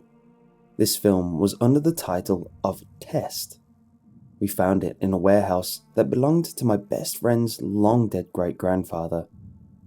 As the title says, it was simply a test film and nothing more. Or that is what the title would lead you on to believe. Back in those days, a recording could only go on for less than a minute. Anyone going into this wouldn't expect much. Surprise, it wasn't much at first. This film was like all early films, black, white, and soundless. Also incredibly dull. It was 35 seconds long and consisted of a man wearing a black suit walking on an empty sidewalk and a large crowd of people on the sidewalk opposite of him. It was nothing special, and again, it was only a test. But one thing was very strange about this film. After viewing it 10 times in one sitting, we started to notice the small changes that would occur every time we watched it. Sometimes, a man sitting down on a bench would be slightly moved over to the right or left. Sometimes, a woman wearing what looked to be a light grey dress would be wearing a dark grey dress. It was just small, almost unnoticeable changes. This was fascinating to the few that watched this film, including myself. This was also completely impossible, but somehow it was happening. The small group and I continued to watch for about 10 minutes. The changes became bigger, more noticeable, more terrifying. One time, it was a minor car accident and the two drivers came out yelling at each other. Nothing too bad. Another time, it was a couple arguing. Then, we got 20 minutes in and things changed drastically. Sometimes the crowd of people walking would change into a crowd of people fighting, brutally assaulting each other using blades, blunt weapons, and sometimes guns. Sometimes the crowd would be replaced by a pile of bloody, sometimes dismembered bodies. Things just got worse and worse from there. A man slamming a baby repeatedly on the pavement, a woman gutting a man while a child shoved her own thumbs into her very own eyes, a man in a wheelchair set on fire and pushed down the street between the two sidewalks. Horrible, awful things happened, and they just got progressively worse and worse. After about 35 minutes, we all started hearing sound coming from the film. This was also impossible. Every film made back then was incapable of having sound. This made things so much worse. It's one thing to just watch people die, but having to hear their cries and screams and such makes it so much harder to bear. We could now hear the sound of knives cutting through the flesh of the victims, the screams of the children as they are tortured, the sounds of explosions coming from off-screen. Eventually, the building behind the sidewalk opposite the lone man standing had disappeared completely and showed off two towers side by side, the Twin Towers. We all knew what was coming next. The first plane hit, next play. The second plane hits, next play. People are jumping off the building and hitting the ground, making horrible sounds. This film was made in 1877. There should be no possible way for this to be happening. It showed off multiple other tragedies: the Columbine shooting, VTech, that Colorado theater shooting, public executions by the Nazis, and many more. That's when I noticed one thing hadn't changed this whole time. The man in the black suit, walking on the sidewalk, hadn't changed once at all. His movements, suit, face, hair color, skin color, height, everything remained the exact same. The sidewalk as well never changed. This is when I gave him the moniker, the Deathbringer. Eventually, I started to feel physically and mentally sick. I felt like I was going to vomit. I felt tired, ridiculously hungry, insane, dizzy, cold. I felt like I was dying. I passed out on around 60 minutes of viewing. I woke up hours later. Apparently the others had passed out as well. We were all bleeding from our nose and mouth. We looked up and saw one last play on the projector. It was the Deathbringer, walking on the sidewalk outside of the building we were watching in the film. When he reached the end of the street this time, he started turning his head to the building, and then the projector died. Since then, we have had the film taken from us by what I assume to be the FBI or CIA people or something like that. We were told not to say anything, but as you can see, that didn't stop me from talking. Not like anyone is going to believe me. That's why those guys aren't even keeping an eye on me. Well, at least I hope not. Anyway, we were then taken to a hospital to be checked out. Surprisingly, we had nothing wrong with us physically, but mentally was the complete opposite of okay. Since then, my memories of that night have become very blurry. Initially, I started writing this as an attempt to remember more of the incident, but as I continued to write, I found out that I really don't want to remember. I don't want to remember a goddamn thing. I have nightmares every night of horrible, awful things now. Something like that film would have shown. It's been that way for the past year, and I've had it. As for my friends that were in that group, I haven't heard anything from them, and they've since been reported missing. Apparently this happened over a time span of 1 year, but I didn't even know until I attempted to reach one of them through their family. I didn't keep in contact with them. I didn't really want to. If I had to talk to them, that would only result in my memories of that awful night becoming even clearer. To be honest, I was relieved to hear that they were missing. Since they are gone, my memories of that night will be forever obscured. I guess I knew that I really didn't want to remember that night subconsciously. I see no reason to keep going on like this. Ever since that day, I stopped going outside less and less. I am now starving, but I can't build up the courage to go out. Why? Because sometimes at night, when I look outside, I swear I see a man in a black suit walking on the sidewalk opposite of my house.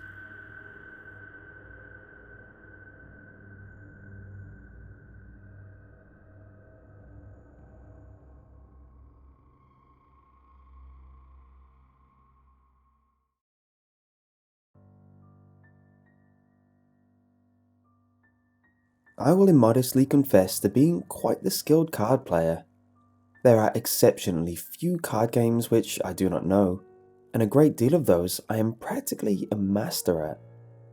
What makes card games so fascinating is that every game of the thousands of games you can play with cards involve three key factors.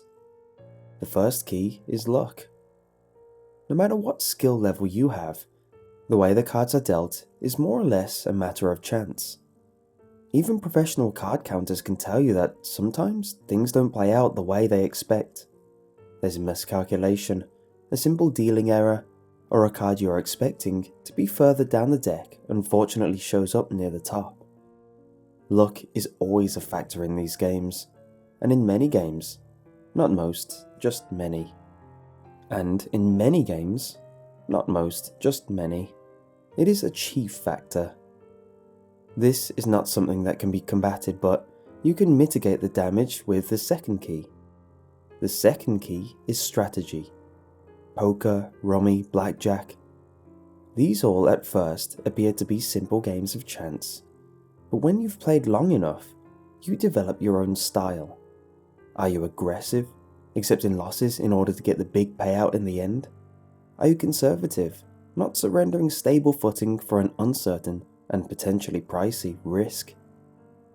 Each game calls for different strategies, and this is often dictated by your opponent, which brings us to the final key, your ability to bluff. Any poker player knows this to be true. You're not playing the cards, you're playing the opponent. Every day in Vegas, there is some ballsy contender, or more often, some stoic dealer, who is winning the pot on crap hands by the power of sheer psychological warfare. Don't believe me? Look up Jack Strauss, the man who pulled off one of the greatest poker bluffs of all time. The guy convinced his opponent to give up a fortune in a Texas Hold'em match because he convinced his opponent that he had a pocket pair, when in reality, he had one of the worst hands you could get in the game. That's nothing to turn your nose up at. That is a brilliant bit of bluffing, and using the opponent's own keen mind against them. No need to plant ideas when you know how your opponent is going to think. That is, partly, why I find the game so fascinating. If you're a real psychological whiz kid, you can skate through the game on crappy whole cards. I gave you this brief introduction not to showcase how brilliant I am, though you are certainly free to think so. I explain this to you because my fascination with cards led me to search through the internet for any new game that I hadn't played. I found a rich tapestry of world card games. Canasta, which originated in Uruguay and became a sensation in the US around the mid-1950s. Double Sir, a Pakistani variation of the game Trumps. Macau, a Romanian version of Crazy Eights. There's no limit to what a properly equipped deck of cards can do. Some games require either a 40-card French deck or a 54-card Tarot deck. Some games even use custom pinnacle decks. But those aside, your standard 52 card deck can be used for a lot of fun. And then there's another game you can play. I stumbled across this one completely by chance. I won't tell you where I discovered it. You'll just have to take my word. Suffice to say though, through a bit of digging around, I found a card game that you can play with a spirit. The game doesn't really have a name, though it was affectionately referred to as the wager game. Because you have to understand the circumstances around what I intend to tell you, I'm going to provide details of how the game is played. I strongly urge you not to play this game. Remember the 3 keys I mentioned at the beginning of this story? Well, suffice to say, the wager game is the absolute pinnacle of these properties. To start, you need a standard deck of cards. That's a 52 card deck. Be damned sure you remove the jokers before you start playing. If it were me, though it doesn't explicitly state this anywhere in the ritual, I would make sure the jokers, as well as any other decks of cards you might have, are far away from where you intend to play. I can't say for certain, but I suspect they like to cheat. You can play on any surface, but a table is preferred. You want to make sure that the area is clear of obstructions and that you can deal the cards efficiently without them sliding all over the place. You don't want any food or drink present. This isn't a damned party. Having these present is usually seen as an insult, and I'm not certain what exactly would happen. The great thing about this ritual, if you can call it great, is that there really isn't that much setup.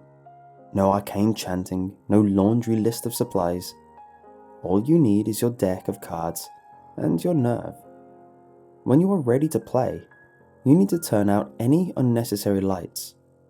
You should be able to see the card faces, of course, but just barely. Candlelight is good, but I'd prefer something that can't be easily overpowered. A flashlight or a cell phone with a full battery usually does the trick. Other than that, you need to be in the dark. Set the cards in front of you, between you and the spot where he will be playing. I should probably mention that if the spot is in any way obstructed, he won't show up. Don't worry, he won't pop out of the walls and drag you to hell or something like that. He just won't appear. Make sure your guest can comfortably sit. If you are sitting at a table, leave a chair for him.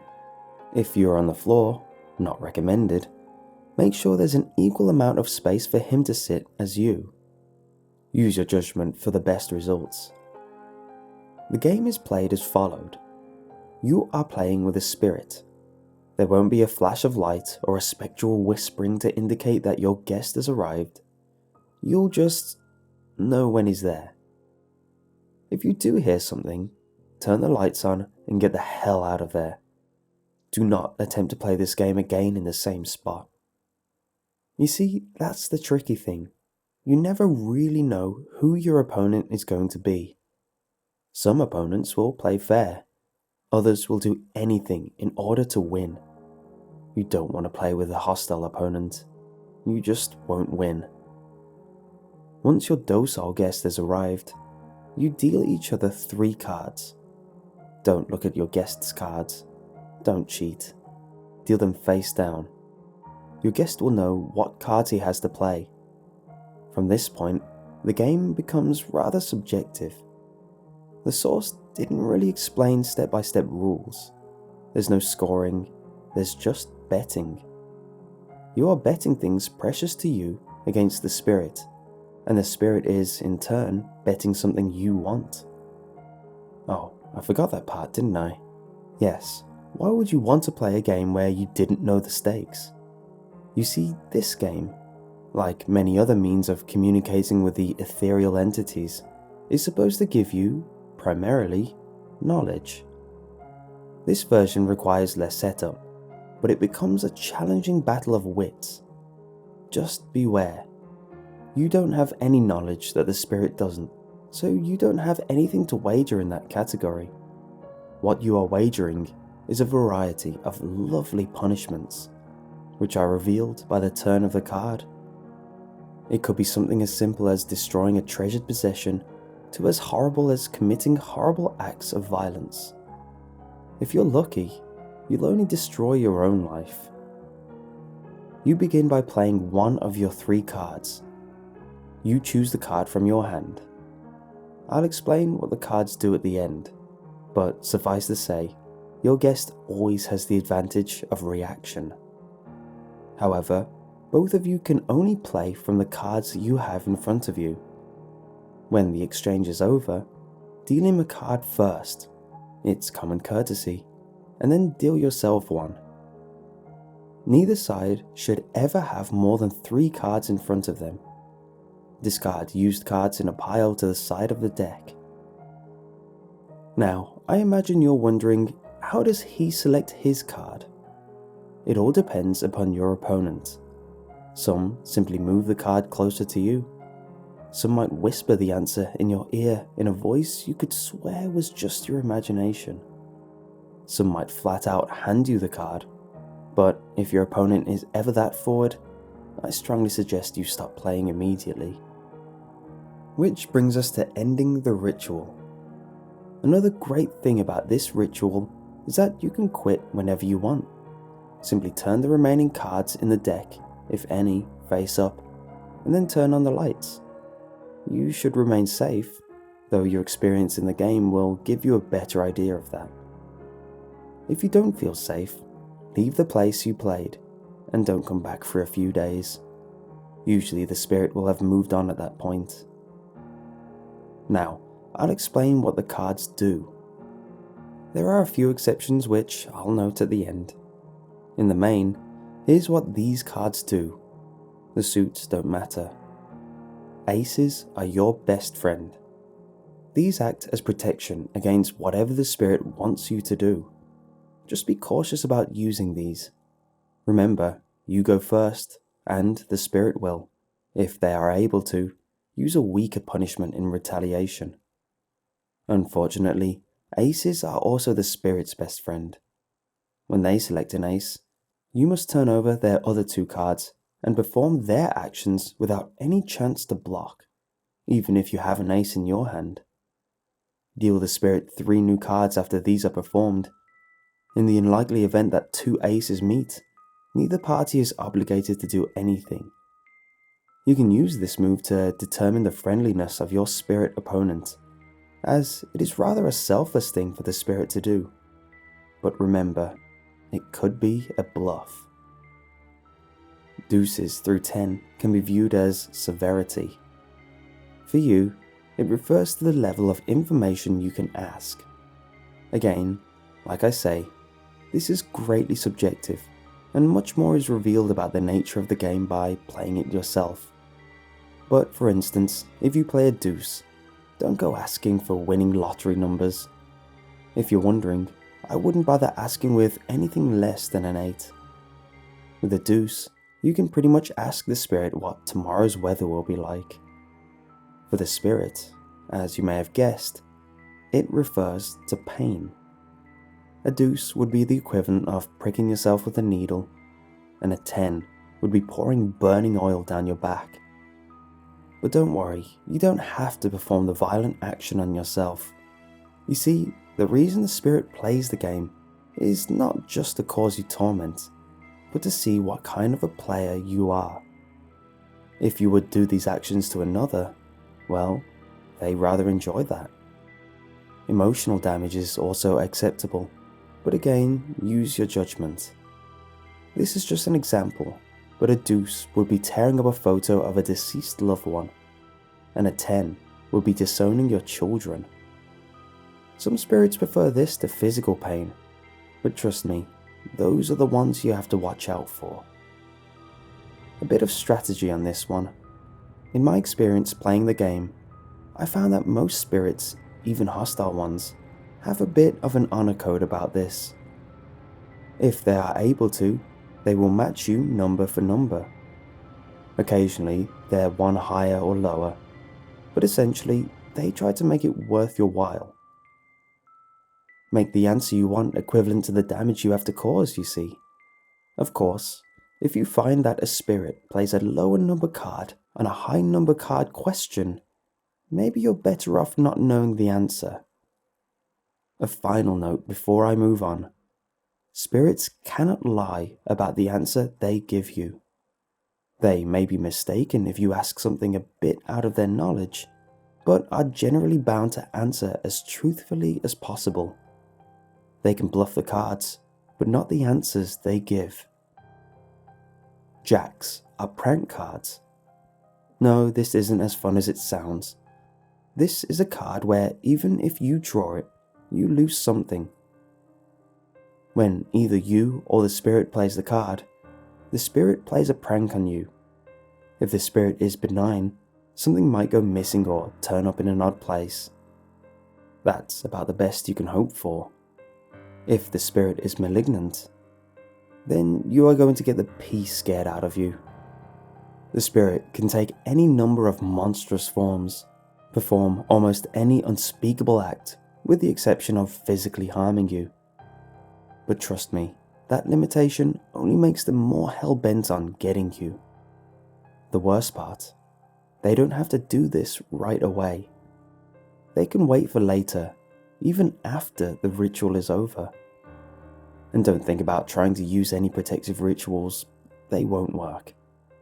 But remember, they can't physically hurt you, so at least there's that. Queens are universally the worst card that can be played. Honestly, if a queen is dealt, your best bet is to stop playing and leave. And I don't mean go to a neighbor's or something like that. I mean get as far away as you possibly can. This is, mind you, if the spirit plays the card. If you play the card, the queen acts as a throwaway card. Be glad you drew it and not the spirit, but it does nothing. It essentially gives the spirit a free pass to do whatever they want. You might not think to play it, and that's your right, but hoarding queen cards is also potentially problematic. I'll explain why in one of the exceptions. What the queen actually does when a spirit plays it is breaks the boundary between you. The spirit now has license to harm you, haunt you, follow you to the ends of the earth. Your best bet is trying to get a head start, but I can't guarantee that will work. Kings are free passes. Not much to say here. If you play a king card, you can play another card uninterrupted by the spirit, and the spirit can do the same to you if they play it. An ideal strategy for those seeking information is to pair a king with a 10 and then play them together. This will guarantee you get whatever burning question answered, and then you can simply stop playing. However, I recommend you don't do this on your first move if you are lucky enough. Not letting the spirit play will likely anger them, and again, I'm not certain what could happen. Finally, a few exceptions. First, there's the 2 of clubs. If you play hearts, you recognize this as the starting card. Playing this is beneficial, especially if you play during the beginning. The response will not be an action you have to do to yourself, but will be a truthful assessment of your opponent. If they respond with a low number, they are a benign entity. If they respond with a higher number, well, that's unfortunate. When the spirit plays this card, it functions as a normal deuce. Next is the Suicide King. This is unpleasant. Not the worst card, arguably, but not pleasant. This card is murder. If you play it, it merely functions as a free pass. But when the spirit plays it, you are obliged to either murder somebody or commit suicide. Again, the choice is yours. This is a horrible affair, of course, but some spirits, generally benign spirits, will accept a tribute in place of an actual murder. But it will be something painful, horrible, beyond anything you might do with an ordinary 10. it'll be something that will cripple you for life. And yes, if you opt out of the murder, you must perform this tribute to yourself. Finally, the Queen of Spades, the ultimate chance card. If you play it, turn over all your opponent's cards. If they do have a queen, you simply discard these cards, redeal, and move on. If they don't have a queen, then you'd better start running. Don't bother ending the ritual, run, because you've given the spirit the power of a queen, and done so willingly. If you're caught by the spirit, again, you can imagine. Suffice to say, nobody is going to find you. It's at this point I should warn you that reneging on something that the spirit has played, refusing to follow through with the torment or murder that was ordered, has this effect. If you lost the wager, cut your losses. If the spirit plays the card, the same effect happens, but the results are opposite. If you weren't hanging on to any queens, then praise whatever entity you worship, because you are free from the effect of the queen and can continue playing in safety. If you were, however, hoarding queens, because you didn't want to play them and leave yourself exposed, don't bother running. You've already lost everything. The realm in which you will spend the rest of your days is supposed to make hell look hospitable. This is the wager game in all its occult glory. I recommend against playing it, despite my own experience with it. Playing against the spirit is a thrill, and the few times I successfully bluff one of them is rewarding. I know exactly when to play what cards, and how to avoid the pitfalls. Luck is certainly a factor, as is my own strategy and my own brilliance at bluffing. However, I had the misfortune of getting overzealous and made a few mistakes. I played the Queen of Spades in my last game, and my opponent did not have any queens of his own. I'd miscounted, made a very poor guess about my opponent. He had bluffed me. He's been following me for many nights now. Every time I think I'm rid of him, I see him right on my tail, in the window of a car beside me, on the highway at night. A shadowy figure in the mirror that I only see for a split second. I'm putting this on here to warn you not to play this game, in case you were to stumble across the game on some website. I'm one of the greatest card players of all time, and I lost. What possible hope do any of you have?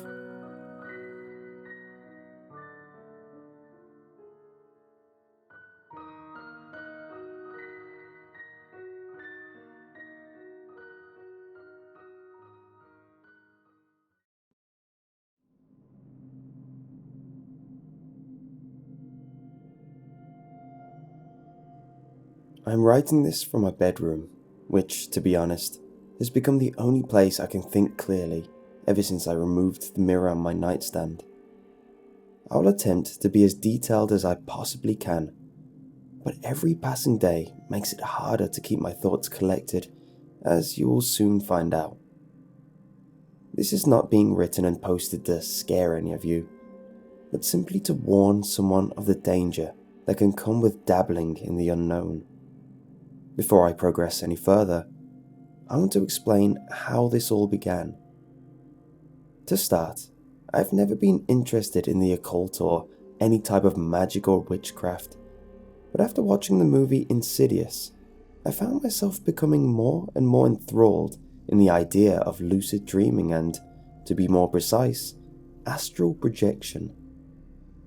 It all started a few nights after watching Insidious, when I experienced a lucid dream. I'm not sure what exactly caused it, but I remember waking up in my living room to the television being on. I can't recall what was playing, but that wasn't important. I got up and explored the rest of my house.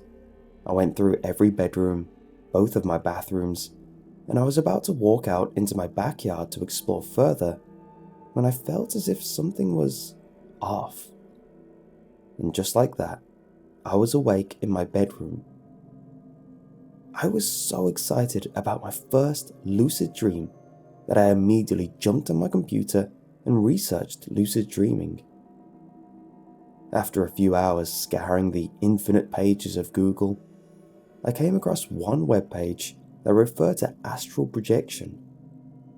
I thought astral projection was the next logical step in my newfound obsession into the world of dreams. I read up on everything I could find about the subject and eventually became confident that this was an attainable goal. But one recurring theme kept popping up during my research. Never test your limitations when outside of your body. It is better to be safe than sorry. Some web pages provided information about the dangers of meeting ethereal beings that were not friendly to our kind, beings with less than savory intentions if encountered. I took note of these warnings, but thought to myself, how bad can they be? I mean, they aren't even real. Believe me when I say this. They may not be seen in the waking hours of the day, but they are just as real as you and I. They can have a profound effect on your life if they are encountered, especially if you are seen as weak or inexperienced like I was. I feel as if you now have an idea of where I am coming from, so I will continue to my actual experience. I practiced astral projection for around half of a year, making steady progress. It always started the same way. I would completely relax my body until I felt a warm sensation take hold of my head and slowly make its way down until my whole body was engulfed in a warm, soft vibration. This was followed by a complete lack of worry. Anything that was bothering me in my life or any stress I was feeling simply melted away. I would sit like this for varying periods of time, almost always in my basement due to the ample room and lack of interference from family members or our 2 dogs. With practice, I became able to intensify these effects to the point where I would feel as light as a feather. I could then open my eyes and would almost always be greeted with a vision of my own body sitting on the floor of my basement. This excited me a great deal, but also scared the hell out of me the first few times. I never knew this was possible, and it made me think about everything else I did not know about the world and our minds. The first few times I made it out of my body and projected, I repeated what I did in my lucid dream I had in the past. I walked around my house, examining every room. But this time, everything was so much more vivid. I could see my mother in a craft room just upstairs, working on whatever she set her mind on that day. And I could see my father watching television in his lazy boy recliner. I was usually tempted to venture into my backyard, but I was always hesitant because I had never actually left my house and did not know what wonder or danger the outside world held for an astral projector. I seemed to forget about all of the warnings I read about on the web in terms of venturing too far, and one day, my curiosity got the best of me. I was determined to go outside. Usually my trips lasted around 30 to 45 minutes in real-world time, but due to the circumstances of trying to venture outside for the first time, I figured I would need a little more time than that. Not wanting to scare my parents in the case of them coming into the basement to find me in a coma-like state, with me not being able to see them, I decided to start my meditation at 11 p.m. when they would be going to bed. The meditation went as well as it always did.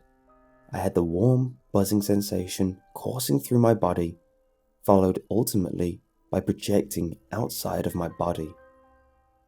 I didn't bother staying in my house for long before making the decision to venture into the yard. It was around 11:56 p.m. when I stepped out of the door into my backyard. I know this because I made a conscious decision to check the time on the clock before I left so as to gauge how long I was gone when I returned. It was dark due to the late time, but in my overzealous confidence, I saw it as hardly a problem. I immediately got a strange feeling when stepping into the deck before reaching the yard. A different feeling I have never felt before in the times I projected inside my house.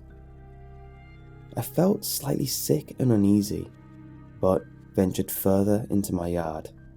After all, I had projected specifically to do this. After sufficient exploration of my backyard, walking from end to end, and even trying my luck in walking through trees, I decided to make my way back toward the house. As I got closer to the deck of my house, I saw something odd and frightening at the same time. The small window in the wall connected to my basement was glowing as if someone had turned on the lights down there.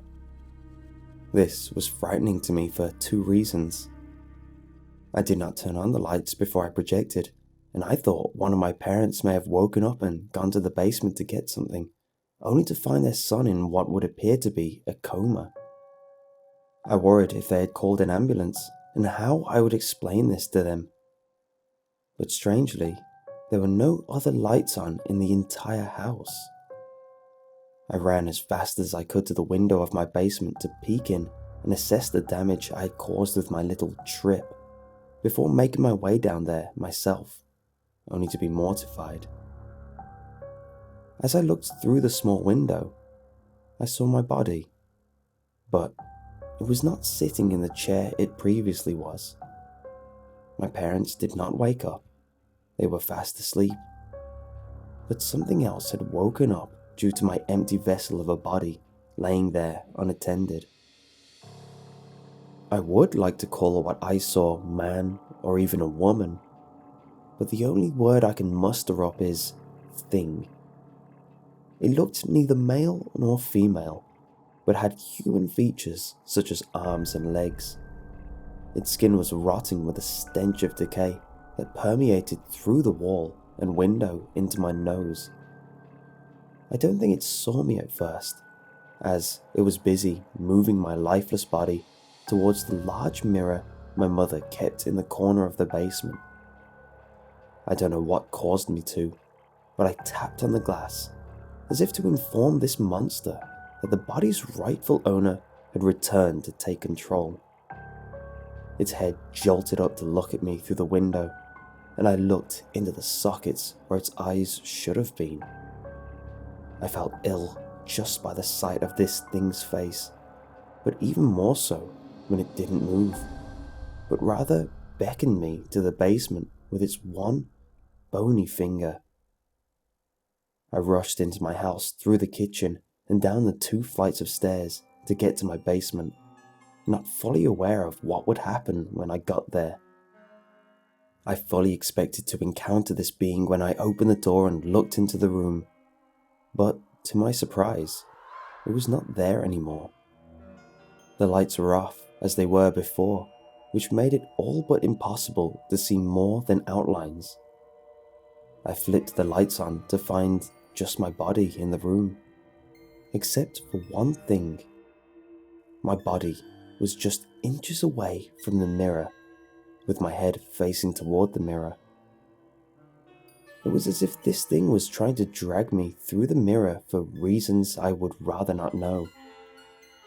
I took a deep breath and got back into my body, all but through with the business of astral projection and hoping to leave the encounter behind me. I was wrong. It has been weeks since this happened to me, and I haven't attempted to project once. But there is something about mirrors now. I can't even look into a mirror without feeling sick, and I swear I can see this thing standing behind me when I look in my mirror with the lights off. I constantly feel like someone is watching me, and I can barely sleep now. Even when I do sleep, I always have the same lucid dream. I wake up in the dream in my backyard as the events of that night play out again. I go to the window of my basement to see it dragging my body towards the mirror.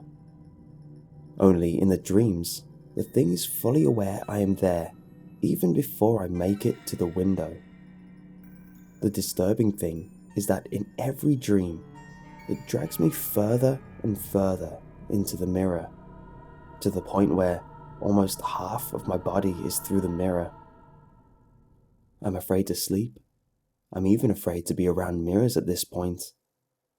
I don't know what will happen if, or when, this thing gets my body through the mirror in the basement. Every day, I am feeling less and less like myself. And as I stated before, this isn't meant to scare anyone. It is simply a warning. These things are real, and whether or not you have seen them, they are here. If you ever decide to project and see this thing, contact me immediately if I'm still here. I feel as if our chances would be better as a group. And for the love of God, stay away from the mirror.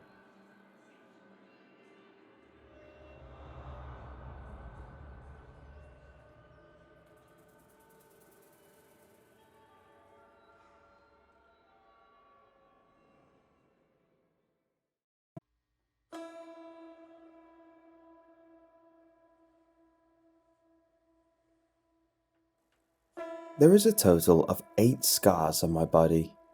2 scars are on my face, 3 are on my back, 2 scars on my chest, and the last scar is across the knuckles of my right hand. I never felt comfortable about talking about how I got any of my scars. There has only been one person in the world I decided to tell about my scars until now. That person is my wife. She has asked me several times while we were dating, but I always told her I would just tell her later when I felt more comfortable. I know it bothered her, but I didn't want to scare her away. Today is the day I finally felt brave enough.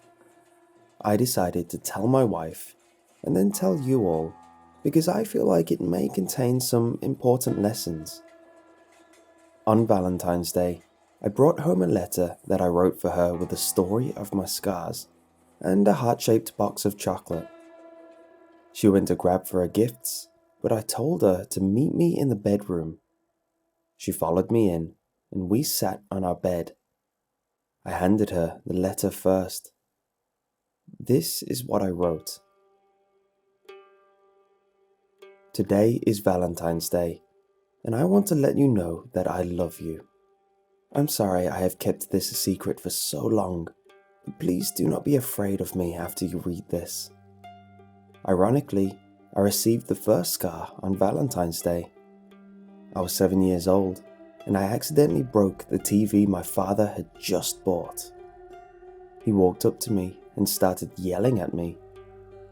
I tried to tell him it was an accident, but he refused to listen to a word I had to say. He didn't realize it, but he was holding a small pocket knife in his hand while yelling at me. I closed my eyes while I started to cry, but a pain erupted from the middle of my chest. I opened my eyes and started to scream in pain. I blacked out and woke up on my bed. I had 3 stitches in my chest, and my father was sitting next to my bed. He rubbed my shoulder and told me I was fine. When I was 11 years old, I came home from school and my parents were in the middle of an argument. I tried to sneak past them, but as I was walking past the entrance to the kitchen, I felt something hard smash my back. I tried to keep walking, but with each step, I could feel glass pieces digging and ripping into my skin and flesh. I heard a gasp coming from the kitchen before I blacked out once again. I woke up in the middle of the night. I was leaned over to my right side, and my father was standing in the corner of the room. When he saw me wake up, he put a finger up to his mouth and stood there for a couple of hours. I tried to go back to sleep, but I was afraid of what my father would do to me. When I was between the ages of 11 to 14, I had trouble sleeping. I tried to still keep my eyes closed because whenever I opened my eyes, I would see my father standing off in the corner of my room, just staring at me. I was scared for my life. I tried everything to stay asleep, but it was impossible. I hated my dad, and I just wished that he would go away forever. The next couple of years, I tried to avoid my father as much as I could. I did a pretty good job until I was 14 years old. It all started on a Friday. I got off of the bus and walked to my house. When I got close, I saw my father standing in the middle of our lawn. I tried to walk past him, but he jumped in front of me. With a gruff voice, he said, "Don't come in here, just go. We don't have time to deal with you anymore." I tried to run past him and call out for my mom, but my father threw me down on the ground. I looked up at my dad, but he threw some money at me and walked away into the house. I honestly didn't know what to do. My face was bleeding and I didn't want to go anywhere else. I ran to the back of the house and into the shed in our backyard. I stayed there for 2 days. I didn't leave except the few times I would run to the water hose to drink some water. On Sunday, I became desperate. I was hungry, and I wanted to be back in my home and sleep in my room. I didn't care if my dad hit me again. My father answered the door and pointed at my room. I ran upstairs and dove under my covers. A couple of hours later, my father came into my room with a plate of food. I ate every last bit of the food and placed the plate on the side table. I thought about reading a book, but I didn't have the strength to get up from my bed. For a little over an hour, I imagined myself being in a much better family. A family where everyone loved each other and the parents didn't spend the whole time arguing. That is all I ever hoped for, but even at that young age, I knew it was not possible. I don't know when I fell asleep, but I woke up and screamed in pain. My chest felt like it was on fire. I tried to get up, but something pushed me onto my stomach and held my head down. It became hard to breathe, and I started to struggle even harder before I felt something hit the side of my head and the world went blank. When I woke back up again, it was still dark. I looked to my left and right, but didn't see anyone. I slowly rolled onto my back and saw my father standing in the doorway. He had a knife in his hands and kept both of his eyes on me. I started to shout for my mother when my dad ran up to me and put his hand over my mouth. I settled down and stared at him. When he took his hand off of my mouth, I remained quiet. He still had the knife in his hands, and the last thing I wanted to do was make him angry again. Now you know why I have the 7 scars. The 8th scar came from the day of my graduation. Neither my mother nor my father showed up. I wasn't sad though. I didn't care. I was just glad I was off to college in a couple of months. It was a great day for me. After the graduation, I went with a couple of buddies and went to a party. It was the first party I went to, and the first time I drank alcohol. I didn't drink too much, but I still felt happier than I have ever felt in my whole life. The fun stopped when I got home. The first thing I noticed was the blood all over our white couch in our living room. The next thing I noticed was my father lying face down beside the couch. I walked over to him and saw blood all around his chest and midsection area. I turned him around and saw that he had been shot 3 times in his midsection. I was about to lay him back down when his eyes opened and his lips started moving. Despite the shots he took, he still managed to have the longest conversation I have ever had with him. Save you? What do you mean? Your mom didn't want you. I love her and you. I wanted it to work. You're the one that didn't want me. You didn't care about me. No, please remember. He took his last breath and never moved a muscle. I sat on the ground next to him and tried to think of what he said. Why he would even say anything like that about my mother. And then the memories hit me. My father holding the knife and yelling at me when I was 7. He didn't stab me. My mother bumped into him while he was yelling at me. When I was 11, she was the one that threw the dish at my back. It wasn't an accident. I don't remember what they were arguing about, but he was just watching over me that night so my mother wouldn't come in. He stayed there every night so that my mother wouldn't come in and try to do anything. At 14, he had it. He didn't want to leave my mother. He loved her. He really did. He loved me too, but he just couldn't handle the stress and torture he put himself through. That was the only time he hit me. I heard my mother coming downstairs. She gave me a smile when she saw me and walked towards me with the gun still in her right hand. Before she could do anything, I jumped on top of her and punched her in the stupid face for every single scar, for taking the life of the only parent that loved me, for making me hate my father, and for still being able to smile through it all. I don't know which bone on her face cut through the skin of my knuckles, but I know one thing. It is the only scar I can appreciate. When the cops came, they asked me question after question. I answered all of them honestly. I was not charged. It was all self-defense. That is how I got my 8 scars. I want you to promise me one thing. To still love me the same way you have always loved me. Please don't think of me as an evil person. I love you, and I will always love you. Forever your Valentine, Hae-young.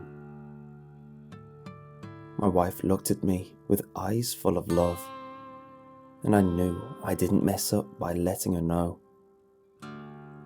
I just wanted to share this with you guys, because we tend to forget who cares for us and who is trying to kill us. Please be careful with whom you trust.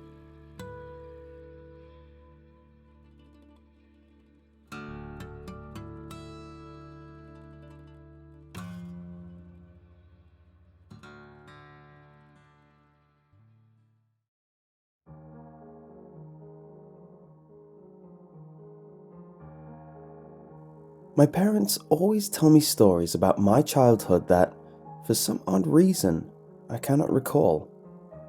Stories about how I used to have an imaginary friend named Bilbo who supposedly, according to my childhood self, lived in the walls with his pet snake Axel. Wherever the hell I came up with this, I have no idea, but apparently I spent a lot of time with Bilbo and Axel because my parents always tend to bring it up whenever I visit them. I decided that I'd go on a little vacation over the week of Christmas in 2009, Having been working in Manhattan in the business world, making a lot of money, and being a part of the upper middle class for the past several years, I decided I'd take a break from it all and stay at my childhood home in Pennsylvania. By the 22nd of December, I had made it to my parents' house, where they immediately brought me up to my old room. The moment I entered the room, a chill went down my spine. But not because of a weird, supernatural, or unpleasant feeling, mainly just a nostalgia chill, which was odd considering I didn't remember the room at all. I could barely remember anything from my childhood years. I can only remember back to being a teenager, which was the time I was sent to live with my aunt because of my bipolar disorder, which my parents couldn't handle anymore. But since I have that all taken care of now, it's nothing to worry about. Aunt Janice was coming over for dinner at my parents' house tonight, so I could see her for the first time in nearly 4 years. I won't lie, I did feel a little emotional thinking about how I barely ever saw my old, aging, lovable relatives anymore since I got the job in Manhattan. But my personal life was going good, despite my so-so love life. I was seeing a girl named Amanda around this time, but we hadn't seen each other in a few weeks due to her having to fly out to California to attend her uncle's funeral. A roast was tonight's meal, specially cooked by my mother. Another small thing I remember from my childhood somehow, my mother's cooking, giving a true meaning to the old saying, just like Mom used to make. I wish Amanda could cook like that. At the dinner table, Aunt Janice told me some humorous stories of my childhood and events at the house, mainly from holidays and other family gatherings. Sadly, I couldn't remember anything from these events, but they were humorous and entertaining to hear. After dinner, Aunt Janice had to leave, so I kissed her on the cheek and she left. She still looked good despite her growing age, now being well into her early 70s. It put a smile on my face to see her, which gave me a remembrance of my pleasant teenage years living at a home in Pittsburgh. She now lives close to my parents' house since her husband, my Uncle George, passed away a few years ago. At around 11 p.m, my parents went off to bed and told me I could stay up and do whatever I wanted, as long as I kept the noise down. I decided to go into my old bedroom and watch some television for a bit until I got tired. So I did just that, flicking through the channels to find practically nothing entertaining. I ended up just having a look around my old room. I opened up the closet and found the typical objects you'd find in a young boy's closet. Action figures, Lego, coloring books, all the good, fun stuff. What caught my eye was a brown cardboard box at the back of the closet, obscured by a pile of child's clothing. I dug through the clothing and took the dusty box out, opening it up to reveal several VHS tapes, about 6 of them, all labeled with numbers that were crudely drawn on with crayon in the handwriting of a small child. At the bottom of the box, I found a folded piece of paper that was torn from a notebook. I took the paper and unfolded it to find, written again in crayon, The Adventures of Bilbo and Axel. I recognized the names as being those of my imaginary friend and his pet snake. I found this extremely interesting, and possibly could help me remember my childhood. Luckily in my room, there was a VCR hooked up to the TV that hadn't been used in probably 10 years. Digging through the tapes, I dug out the one labeled number 1 and put it into the VCR. The VCR spit out the tape a few times, but after the 3rd or 4th time, it finally popped in and started to play. There was just some static mess for about 30 seconds until finally it came on. A very young me sitting in the middle of the same room I was in, which was in exactly the same condition. I was just sitting with my head in my hands in the middle of the room, facing the wall and muttering incomprehensible blabber. I figured I was playing hide and go seek or something of that sort, so I didn't think of it as strange at first. After about 2 minutes of blabbering, I began to get concerned, since the younger version of me got a tad bit louder, but it was still incomprehensible and almost like gibberish.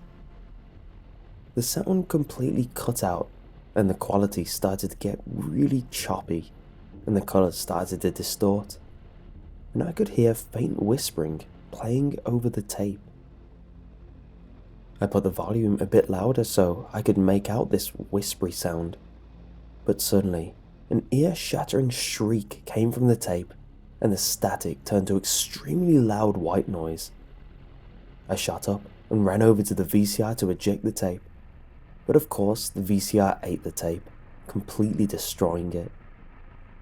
I looked in the box to get the second tape and found it conveniently on the top of the pile, the number 2 written on it with red crayon. This tape began like the first. When it finally came in, there was absolutely no sound at all. It seemed to be a continuation of the last, but I was now faced in the other direction, actually looking at the camera, and my head was no longer in my shoulders. My eyes had deep black rings around them, and I looked exhausted, scared, and extremely tired. The whispering came in again, but louder and more clearer than before. I could faintly make out, to my horror, a name being said in the whispers. Patrick. My name. The tape ejected fast out of the VCR on its own. Behind it, a string of magnetic tape shooting out and twisting and snapping. I won't deny the fact that I was nearly peeing my pants at this point. I didn't feel like this house was normal at all, that these walls literally could talk, and that I had locked my childhood away in my mind for a reason. Was this also the cause of my teenage bipolar disorder? I grabbed the box of tapes and ran outside to my car, not even saying goodbye to my sleeping parents, and drove off. I was tired, but I had to get out of that house. I drove off to Aunt Janice's house and told her everything, showed her the box of tapes. Her smiling face turned into a blank stare, looking almost frightened and nervous. She told me to sit down and relax, and she sat next to me, holding my hand in hers, and told me the truth behind it all. The tapes were actually a psychiatrist's test of my actions due to a demonic possession that occurred in my childhood. An exorcism was performed, which nearly killed me, and when the demon left my body, I had experienced amnesia, and thus was the reason why I was sent to live with my Aunt Janice in the first place. I ended up returning back to Manhattan, and by the next autumn, Amanda and I were married. I didn't invite or tell any of my family members about the wedding, and I haven't seen my parents or Aunt Janice since that night on December 22nd, 2009. I still have the remaining tapes with me, but I'm still too scared to watch them all. All that I do know is that a demon is still lurking within the walls of that house.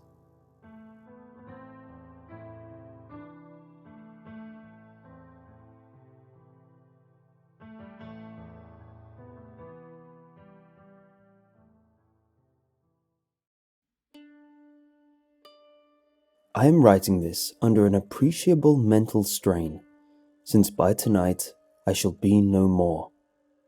Penniless, and at the end of my supply of the drug which alone makes life endurable, I can bear the torture no longer, and shall cast myself from this garret window into the squalid street below. Do not think from my slavery to morphine that I am a weakling or a degenerate. When you have read these hastily scrawled pages, you may guess, though never fully realize, why it is that I must have forgetfulness or death. It was in one of the most open and least frequented parts of the broad Pacific that the packet of which I was supercargo fell a victim to the German sea raider. The Great War was then at its very beginning, and the ocean forces of the Hun had not completely sunk to their later degradation, so that our vessel was made legitimate prize. Whilst we of her crew were treated with all fairness and consideration due to us as naval prisoners, so liberal, indeed, was the discipline of our captors, that 5 days after we were taken, I managed to escape alone in a small boat with water and provisions for a good length of time. When I finally found myself adrift and free, I had but little idea of my surroundings. Never a competent navigator, I could only guess vaguely by the sun and stars that I was somewhat south of the equator. Of the longitude I knew nothing, and no island or coastline was in sight. The weather kept fair, and for uncounted days I drifted aimlessly beneath a scorching sun, waiting either for some passing ship or to be cast on the shores of some habitable land. But neither ship nor land appeared, and I began to despair in my solitude upon the heaving vastness of unbroken blue. The change happened while I slept. Its details I shall never know, for my slumber, though troubled and dream-infested, was continuous. When I last awoke, it was to discover myself half stuck into a slimy expanse of hellish black mire which extended about me in monotonous undulations as far as I could see, and in which my boat lay grounded some distance away. Though one might well imagine that my first sensation would be of wonder at so prodigious and unexpected a transformation of scenery, I was in reality more horrified than astonished, for there was in the air and in the rotting soil a sinister quality which chilled me to the very core. The region was putrid with the carcasses of decaying fish and of other, less desirable things which I saw protruding from the nasty mud of the unending plain. Perhaps I should not hope to convey in mere words the unutterable hideousness that can dwell in absolute silence and barren immensity. There was nothing within hearing, and nothing in sight save a vast reach of black slime, yet the very completeness of the stillness and homogeneity of the landscape oppressed me with a nauseating fear. The sun was blazing down from a sky which seemed to me almost black in its cloudless cruelty, as though reflecting the inky marsh beneath my feet. As I crawled into the stranded boat, I realized that only one theory could explain my position. Through some unprecedented volcanic upheaval, a portion of the ocean floor must have been thrown to the surface, exposing regions which, for innumerable millions of years, had lain hidden under unfathomable watery depths. So great was the extent of the new land which had risen beneath me, that I could not detect the faintest noise of the surging ocean, strain my ears as I might. Nor were there any seafowl to prey upon the dead things. For several hours I sat thinking or brooding in the boat, which lay upon its side and afforded a slight shade as the sun moved across the heavens. As the day progressed, the ground lost some of its stickiness and seemed likely to dry sufficiently for travelling purposes in a short time. That night I slept but little, and the next day I made for myself a pack containing food and water, preparatory to an overland journey in search of the vanished sea and possible rescue. On the third morning, I found the soil dry enough to walk upon with ease. The odor of the fish was maddening, but I was too concerned with graver things to mind so slight an evil, and set out boldly for an unknown goal. All day I forged steadily westward, guided by a faraway hummock which rose higher than any other elevation on the rolling desert. That night I encamped, and on the following day still travelled toward the hummock, though that object seemed scarcely nearer than when I had first espied it. By the fourth evening, I attained the basic of the mound, which turned out to be much higher than it had appeared from a distance, an intervening valley setting it out in sharper relief from the general surface. Too weary to ascend, I slept in the shadow of the hill.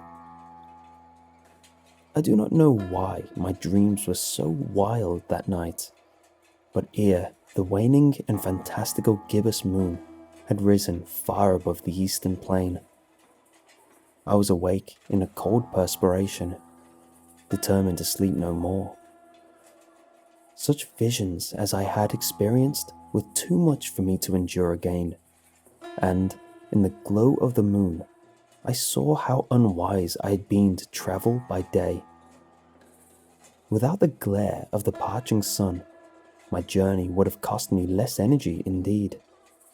I now felt quite able to perform the ascent, which had deterred me at sunset. Picking up my pack, I started for the crest of the eminence. I have said that the broken monotony of the rolling plain was a source of vague horror to me, but I think my horror was greater when I gained the summit of the mound and looked down the other side into an immeasurable pit or canyon whose black recesses the moon had not yet soared high enough to illuminate. I felt myself on the edge of the world, peering over the rim into a fathomless chaos of eternal night. Through my terror ran curious reminiscences of lost paradise and of Satan's hideous climb through the unfashionable realms of darkness. As the moon climbed higher in the sky, I began to see that the slopes of the valley were not quite so perpendicular as I had imagined. Ledges and outcroppings of rock afforded fairly easy footholds for a descent, whilst after a drop of a few hundred feet, the declivity became very gradual. Urged on by an impulse which I cannot definitely analysis, I scrambled with difficulty down the rocks and stood on the gentler slope beneath, gazing into the Stygian deeps where no light had yet penetrated. All at once, my attention was captured by a vast and singular object on the opposite slope, which rose steeply about 100 yards ahead of me. An object that gleamed whitely in the newly bestowed rays of the ascending moon. That it was merely a gigantic piece of stone, I soon assured myself, but I was conscious of a distinct impression that its contour and position were not altogether the work of nature. A closer scrutiny filled me with sensations I cannot express, for despite its enormous magnitude and its position in an abyss which had yawned at the bottom of the sea since the world was young, I perceived beyond a doubt that the strange object was a well-shaped monolith whose massive bulk had known the workmanship and perhaps the worship of living and thinking creatures. Dazed and frightened, yet not without a certain thrill of the scientist's or archaeologist's delight, I examined my surroundings more closely. The moon, now near the zenith, shone weirdly and vividly above the towering steeps that hemmed in the chasm, and revealed the fact that a far-flung body of water flowed at the bottom, winding out of sight in both directions, and almost lapping my feet as I stood on the slope. Across the chasm, the wavelets washed the base of the cyclopean monolith, on whose surface I could now trace both inscriptions and crude sculptures. The writing was in a system of hieroglyphs unknown to me, and unlike anything I had ever seen in books, consisting for the most part of conventionalized aquatic symbols such as fishes, eels, octopi, crustaceans, mollusks, whales, and the like. Several characters obviously represented marine things which are unknown to the modern world, but whose decomposing forms I had observed on the ocean-risen plain. It was the pictorial carving, however, that did the most to hold me spellbound. Plainly visible across the intervening water on account of their enormous size were an array of bas-reliefs whose subjects would have excited the envy of Dore. I think that these things were supposed to depict men, at least a certain sort of men, though the creatures were shroon, disporting like fishes in waters of some marine grotto, or paying homage at some monolithic shrine which appeared to be under the waves as well. Of their faces and forms I dare not speak in detail, for the mere remembrance makes me grow faint. Grotesque beyond the imagination of a Pooh or Bulwer, they were damnably human in general outline, despite webbed hands and feet, shockingly wide and flabby lips, glassy, bulging eyes, and other features less pleasant to recall. Curiously enough, they seemed to have been chiseled badly out of proportion with their scenic background, for one of the creatures was shroom in an act of killing a whale, represented as but little larger than himself. I remarked, as I say, their grotesqueness and strange size, but in a moment decided that they were merely the imaginary gods of some primitive fishing or seafaring tribe, some tribe whose last descendant had perished eras before the first ancestor of the Piltdown or Neanderthal man was born.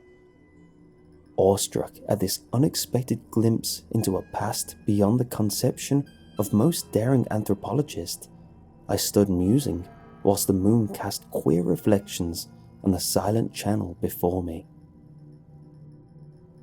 Then I suddenly saw it. With only a plane churning to mark its rise to the surface, the thing slid into view above the dark waters.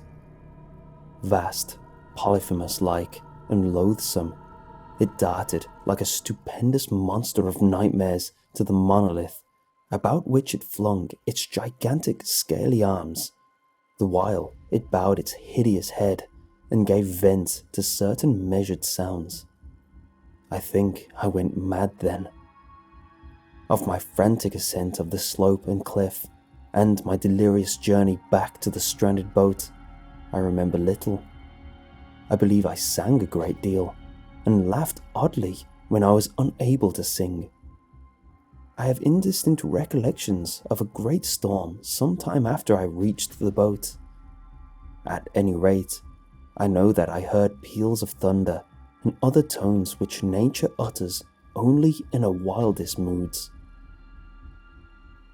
When I came out of the shadows, I was in a San Francisco hospital, brought thither by the captain of the American ship which had picked up my boat in mid-ocean. In my delirium, I had said much, but found that my words had been given scant attention. Of any land upheaval in the Pacific, my rescuers knew nothing, nor did I deem it necessary to insist upon a thing which I knew they could not believe. Once I sought out a celebrated anthologist and amused him with peculiar questions regarding the ancient Philistine legend of Dagon, the fish god, but soon perceiving that he was hopelessly conventional, I did not press my inquiries. It is at night, especially when the moon is gibbous and waning, that I see the thing. I tried morphine, but the drug has given only transient surcease, and has drawn me into its clutches as a hopeless slave. So now I am to end it all, having written a full account for the information or the contemptuous amusement of my fellow men. Often I ask myself if it could not have all been a pure phantasm, a mere freak or fever as I lay sun-stricken and raving in the open boat after my escape from the German man of war. This I ask myself. Whatever does there come before me, a hideous, vivid vision in reply? I cannot think of the deep sea without shuddering at the nameless thing that may, at this very moment, be crawling and floundering on its slimy bed, worshipping their ancient stone idols and carving their own detestable likenesses on submarine obelisks of water-soaked granite. I dream of a day when they may rise above the billows to drag down in their reeking talons the remnants of puny, war-exhausted mankind. Of a day when the land shall sink and the dark ocean floor shall ascend amidst universal pandemonium. The end is near. I hear a noise at the door, as of some immense slippery body lumbering against it. It shall not find me. God, that hand, the window, the window!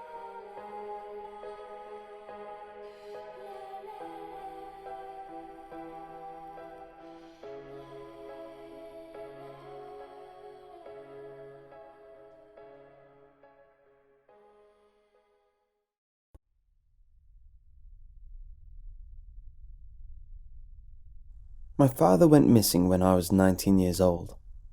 It was after a week-long argument with my mother, resulting in my father being there the night before and gone by the morning. I was home during the summer break of my freshman year when it happened, and I've never felt so betrayed my whole life. He was supposed to be there to see me graduate college, to be there when I was feeling down and I needed to talk to someone. All of those hopes were sliced away when I found out he took the easy way out. It really wasn't any different not having him around though. Throughout my childhood, he would go back and forth from Korea to America. He would be with us for a couple of months before finding another great opportunity and having to fly back to Korea. So when he decided to run away from our home, I decided the best thing to do is to forget about that man in general. When I went back to college, I focused on my studies, and after 3 years, I graduated with a degree in criminal justice. I met a lovely lady my sophomore year, and once we both graduated, we decided to get married.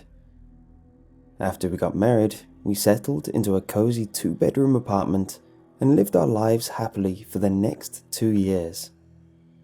I worked at a retail job because the job market was terrible at the time, so I had to take whatever was available.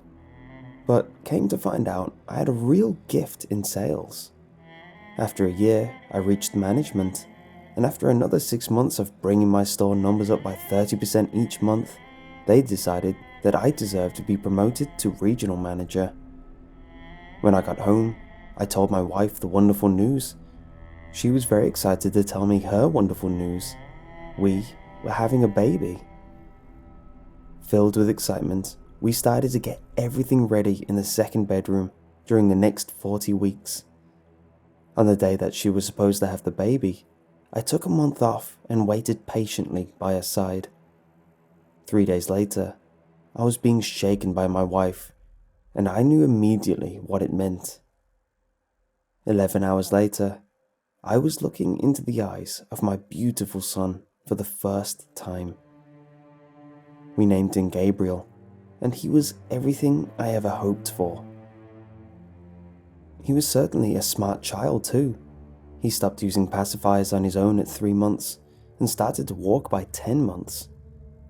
At 1.5 years, he started to use words in the right context, and by 2, he was speaking to us in short sentences.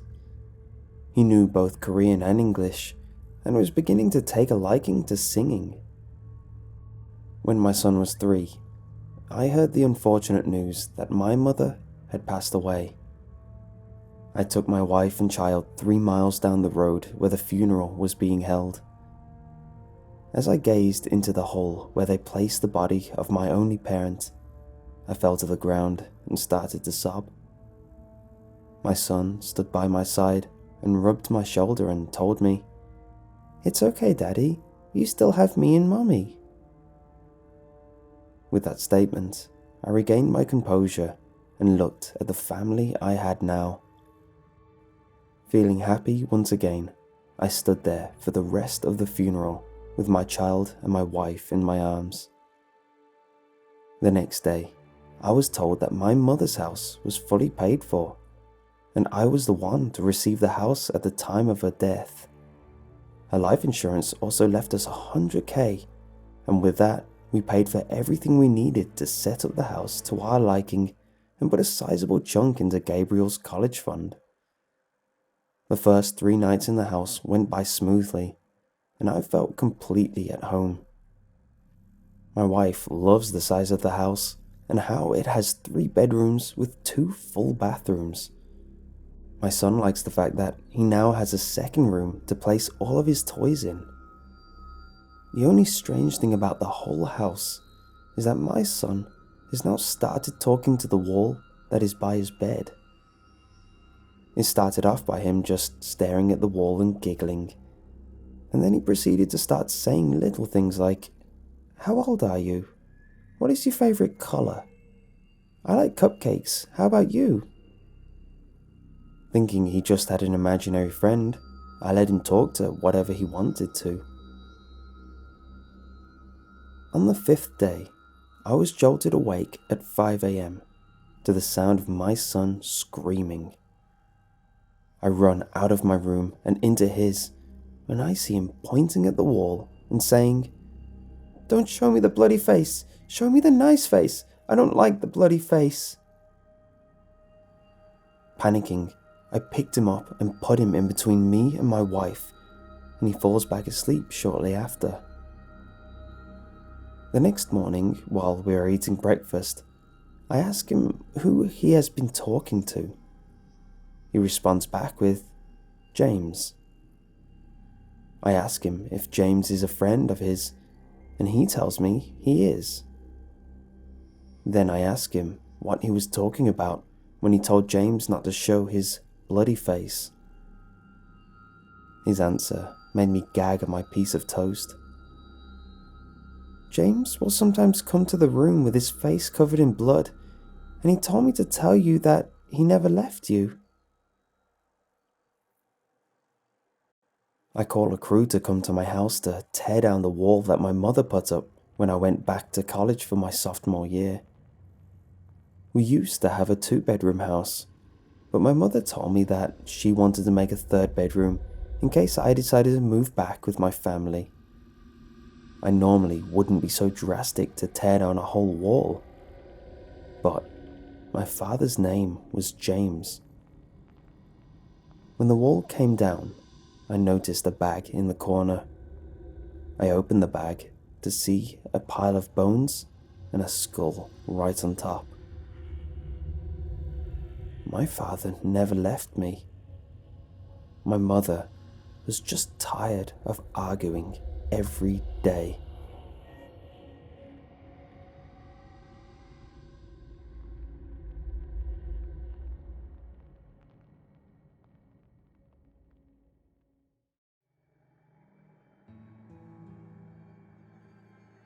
Heading into my senior year of high school, I was introduced to the news that the school would be provided with the technological mistake that was the iPad.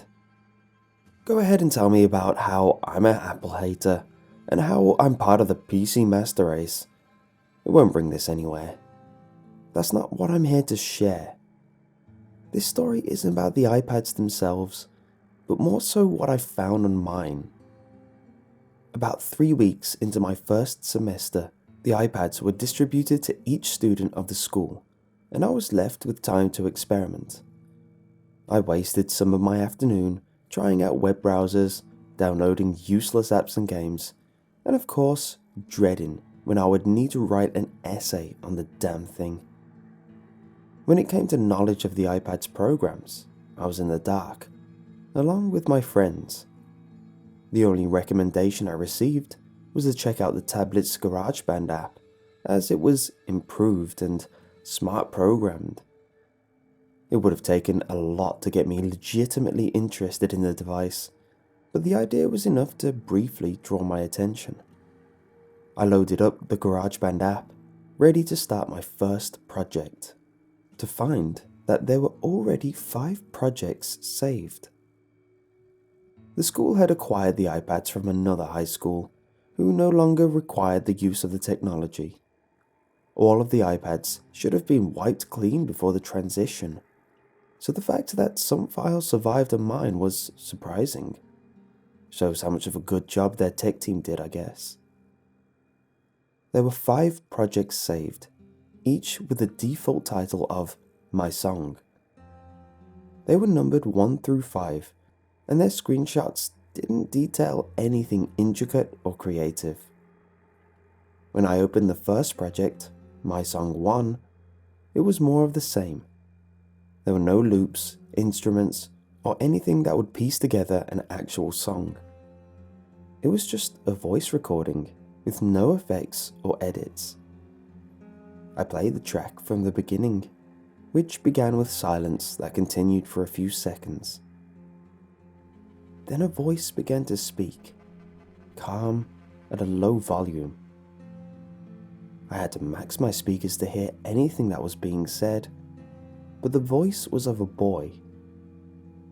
I couldn't put down the exact age, but he had to be at least in his teens, between 14 and 15, I'd say. As far as what the boy was saying, he was essentially talking about his experiences in school.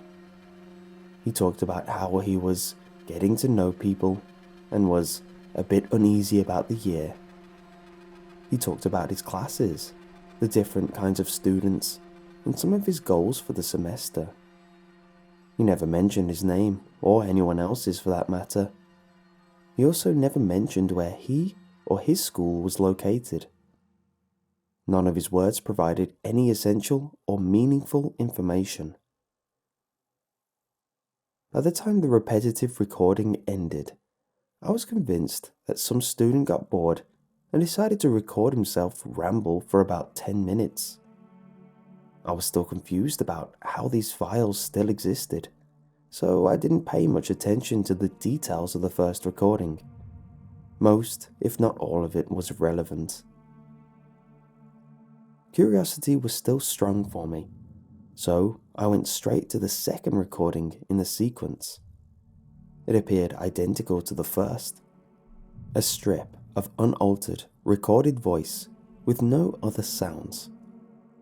Unsurprisingly, it started and continued exactly the same. The same boy spoke more about his average school life.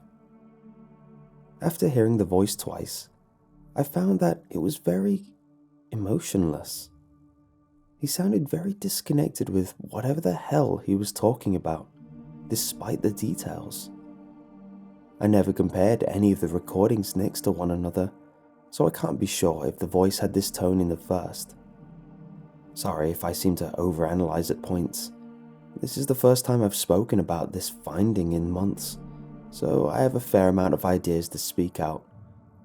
I'll try to keep this as organized as possible. The boy talked about similar topics to recording 1 almost the entire way. The behavior was more strange near the end. The boy was talking again about his school life, and then he abruptly stopped speaking, as though he covered his mouth on the spot. Then he started talking to himself. Not like before where he was explaining his life. He was asking questions, and he responded to them as though they were being asked by someone else. It was easy to miss what he was saying, as he was talking very quickly near the end. I can't recall any exact words, but I do remember a few instances of, "I don't know," and "What can I do?" When the second recording ended, my attention was better focused. Recording 3 was next, of course.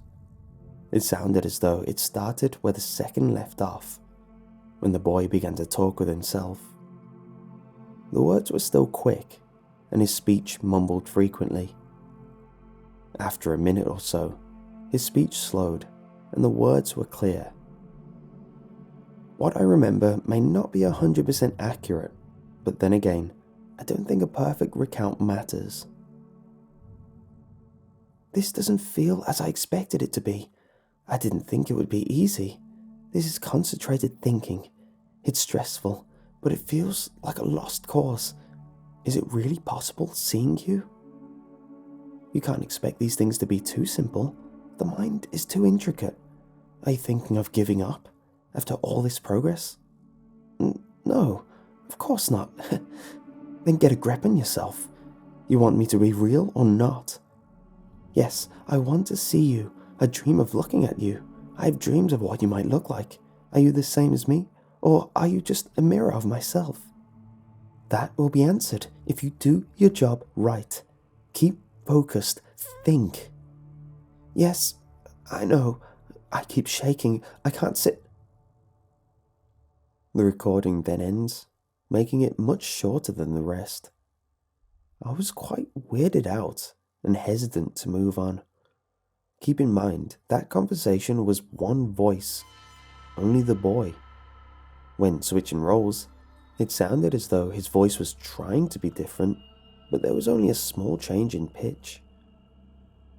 After trying to make sense of this finding, there was nothing to go by except the 2 recordings that remained.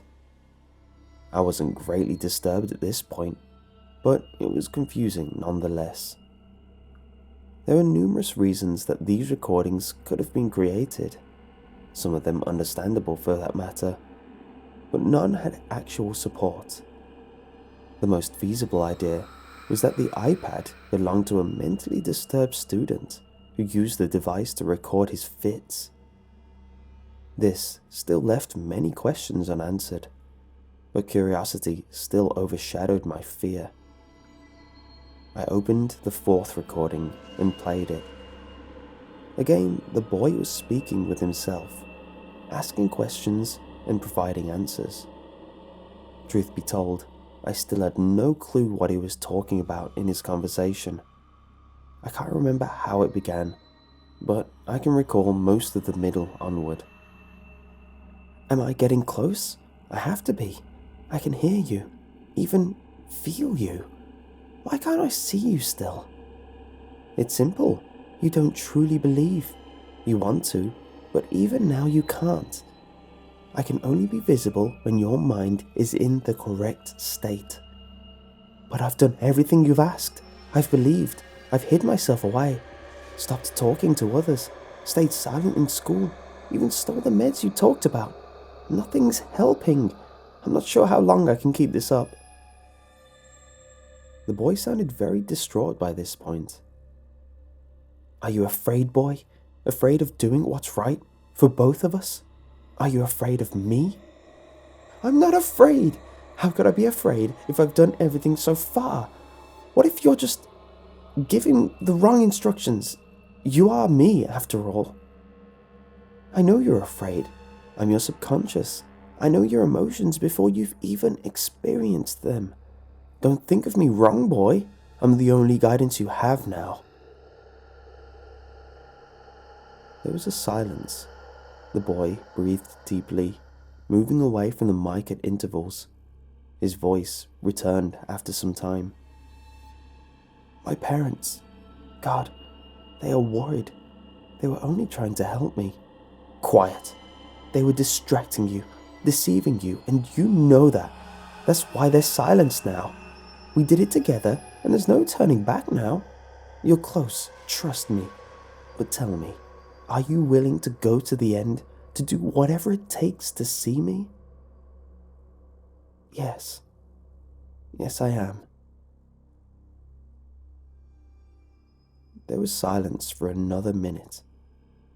When I say silence, I mean that there wasn't a single sound. No breaths, movement, or mic feedback. Just dead air. I was already on the edge of my seat, even though I had no idea what was going on. A voice returned, and I nearly threw my iPad across the room. Good, I thought so. Now, at the time, the speaker volume was still completely maxed. The voice that spoke sounded about 5 times louder than it had been all along, like it was being spoken an inch from the mic. But that's only half the reason why it scared the hell out of me. The voice was completely different to the boys, like a person who had walked into a room. Despite its volume, it was still calm, spoken softly yet powerful. It was deeper, sinister, and sent a piercing chill through my body with one sentence. Most importantly, the voice belonged to a woman. I was so jumped by the new voice that I may have missed a portion of the recording, but I listened closely again. The boy's breaths were frantic, frightened. He didn't speak for some time, but he calmed down near the end and spoke once more. My God, you're so beautiful. I was stuck with what to do next. The 2 options in my mind were to continue to the final recording or replay the 4th and determine if what I really heard near the end was legitimate. Looking back, I should have done the latter, as I might have been able to remember it all a bit better. However, my attention at the time was directed to finishing the story, to see exactly where the whole strange, eerie finding went. Of course, there was the possibility that I was being successfully scared by a group of elaborate pranksters. I was actually hoping for that by the end. The 5th recording began, and the boy's speech was nervous and jumpy. It was clear, but again, my memory may not be perfect. I don't understand. You're supposed to be a visual clone of myself, right? Why do you look this different? Why are you a girl? The new, chill-inducing female voice was still there. Subconsciously, I'm what you wanted. Do you think that's true, now that I tell you? After all, you wanted someone else. Someone beautiful, hypnotizing. I suppose so. I felt so lonely after all. There's nobody that understands me, my thoughts. Who better to understand you than your own mind, boy? I'm here now, in front of you. You concentrated and you succeeded. Are you aware of what is next? We've been talking about it many times up to now. At this point in the recording, some of it faded at random intervals. Portions were incomplete, despite the fact that I was keeping pinpoint attention on the words. Must we... This... I can see you now. Can't we just... Alone from this point? You know what needs to be done. You said it yourself. They don't understand you. They were distractions. They didn't believe. Some even laughed. And thought they pay. As the woman's voice grew loud, the recording suffered further quality issues. The static grew in the background, even as words weren't being spoken. But they don't deserve... Most of it's my fault, like you... Last time, I didn't fully believe. Blame me, not them. How could I blame you? I am you. The only reason the idea is even there is because you thought of it. Okay, you're right. Both voices stopped, and the static transitioned into a painful ringing. My volume was near muted, and the sound was still completely messing with my ears. I didn't want to silence it and miss something though. By the time the words came back, I thought I was close to bleeding from my head. The next, final portion of the recording entered with another moment of complete silence. The ringing and static ceased, and all sound halted. Then, the boy and the woman spoke up again at the same time. Believe me when I say that not a word was out of sync. I will walk into the crowd, and punishment will speak for itself. I will show no excitement, fear, despair, or arrogance. I will shed no tears, say no words, and make no expression.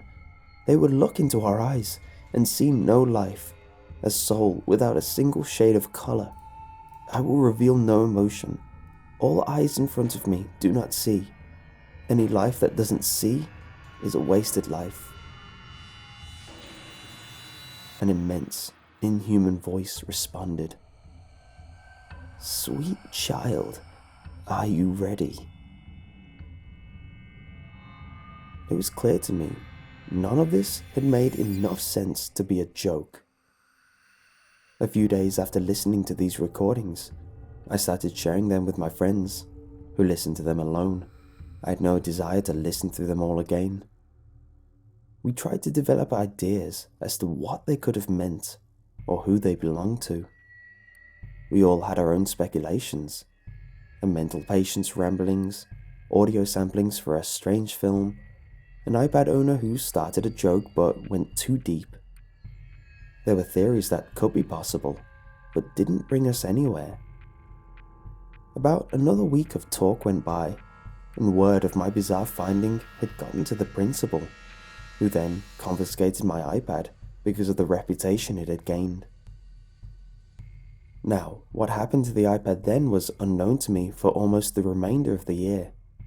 Talk of it degraded after a month, though I still thought about it often. I wasn't left sleepless over it or endlessly haunted until suicide, but it damn well frightened me, hearing those voices. I would be lying if I said I didn't have the occasional nightmare about it. Fast forward about 6 months. I had made good relations with the principal over the course of the semester, to where I almost began to consider him a close friend. We were having a casual conversation after school one day, and I brought up the case of my iPad. I brought it up as more of an inside joke, but his face turned rather serious at the subject. He sighed, thinking of the best way to explain what he was about to cover. Because we were in a private setting, he wanted to tell me why I shouldn't speak about the device much more. My school's first supply of iPads had been shipped over from another high school in Iowa, who had abandoned the program because the devices had been deemed obsolete. Even if the program ended, however, the school still keeps a usage record for every device, matching students with their assigned iPad's model number. In short, the school knows what student used what specific iPad, even after they've been shipped away. The iPad I had used belonged to a freshman in that high school. His name was never told to me. I wouldn't have revealed it anyway. The student had started the year without issue, connecting with other students, getting used to classes, etc. However, weeks into the first semester, he began to take many days off. On the rare occasions he came in, he was very detached from others, and became aggressive when anyone tried so much as speak to him. The student had no history of mental or emotional illness, and had not illustrated any violence in his past school years. After some additional time, he stopped showing up altogether. 1 month later, and he finally returned with a fully loaded handgun. He had fired a total of 13 shots in the school, killing 2 students and injuring 6 others. He used the last bullet to take his own life. Given his constant absence, his reasons for the heinous crime was unknown. The only possible lead was to question the freshman's parents. When the police arrived at the freshman's secluded, rural home, the parents were found dead in their bedroom. They were both lying in bed with their throats carved open.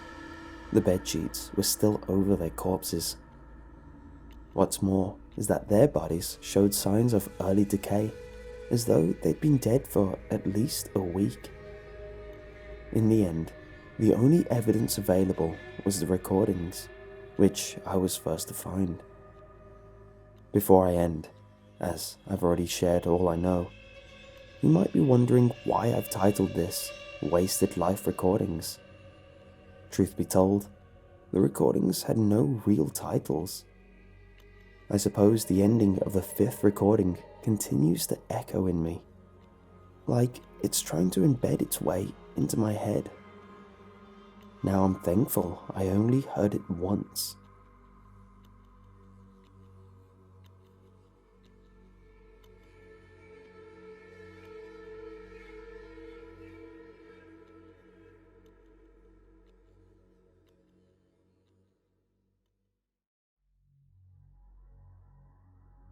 Where to begin? Yes, I really am writing this in the year of 2078. While time travel is a reality here, it is not in the form that your early 21st century science fiction movies would have you believe. There are no humans getting into machines and traveling back in time. No, it's only information that we can send back. This isn't too outlandish, even for all you out there in 2017. If you look this information up on the internet, you'll see that scientists are already working on sending basic binary information through time. By 2078, this technology had already existed for almost 10 years, but it is known only by a few and is heavily controlled. It was in the initial experimental stages when everything went to hell, and I am among the few who can access it. How does it work? Well, there's no point even trying to get into all that. Explaining it here would be like one of you trying to type out how a smartphone works to someone living in the year 1800. While experimentation has certainly occurred with the technology, no attempt has ever been made to try and actually alter the past.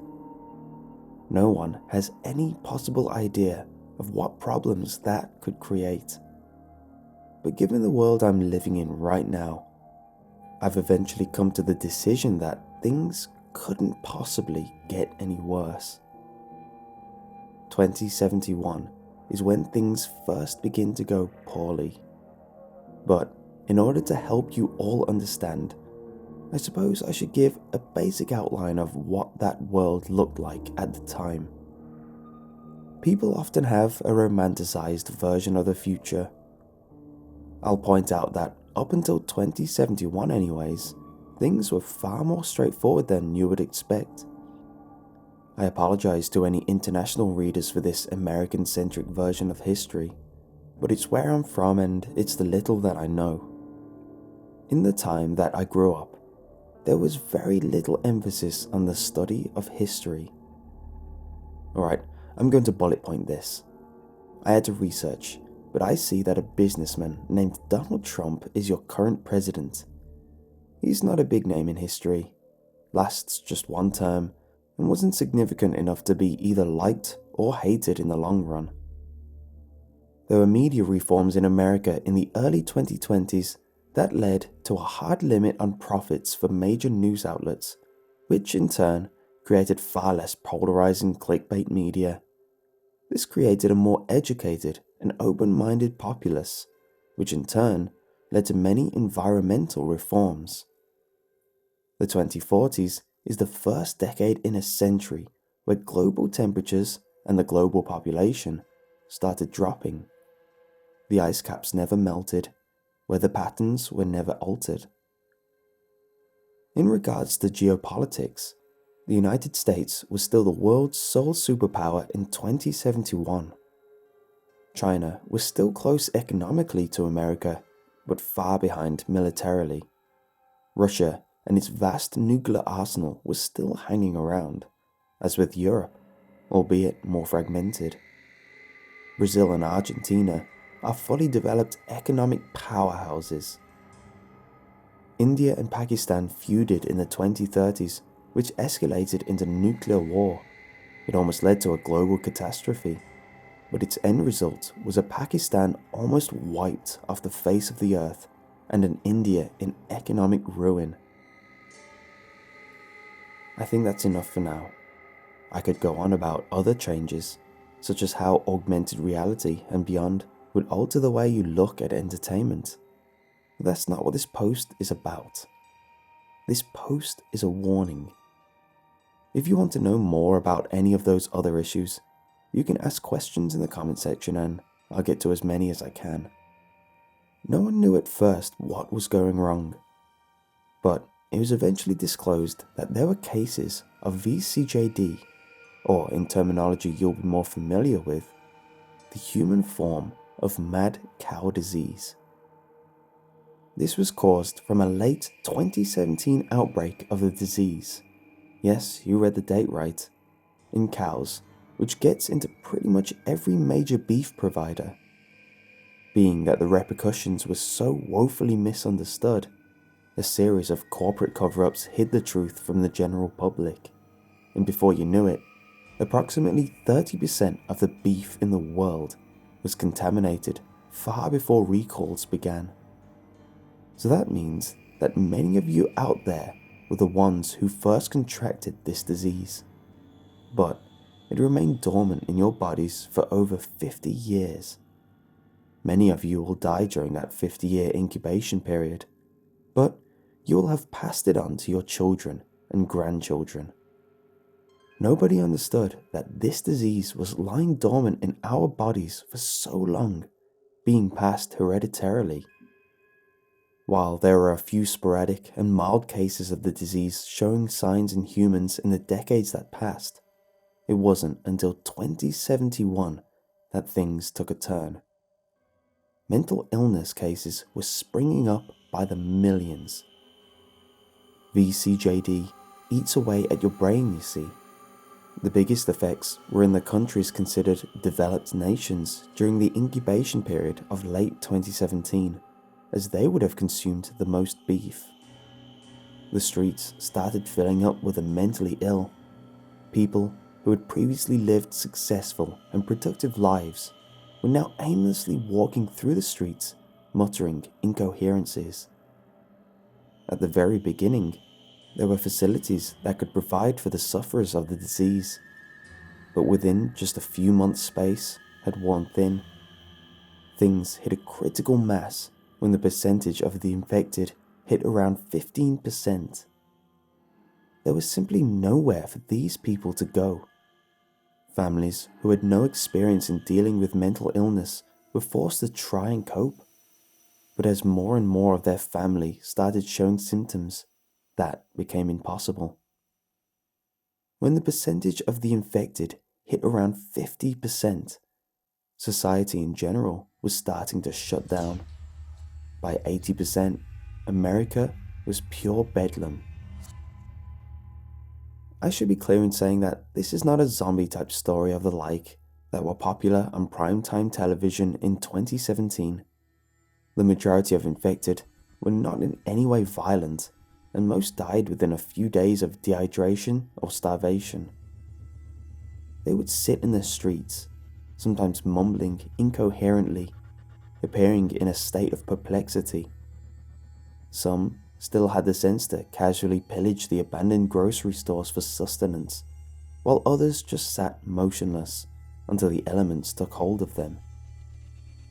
Either way, they wouldn't respond to you if provoked. They were in a borderline vegetative state. But there were the small few who reacted far differently. I remember walking through the neighborhood and I saw a man screaming at the top of his lungs in the middle of the street. When I walked by him, we looked directly at each other. I can't quite shake how I felt when I saw the pain, confusion, and insanity in his eyes.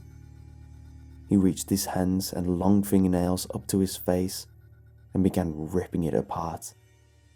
Blood dripped down what was left of his cheeks as he licked the flesh and blood off his fingertips. He still screamed all the while.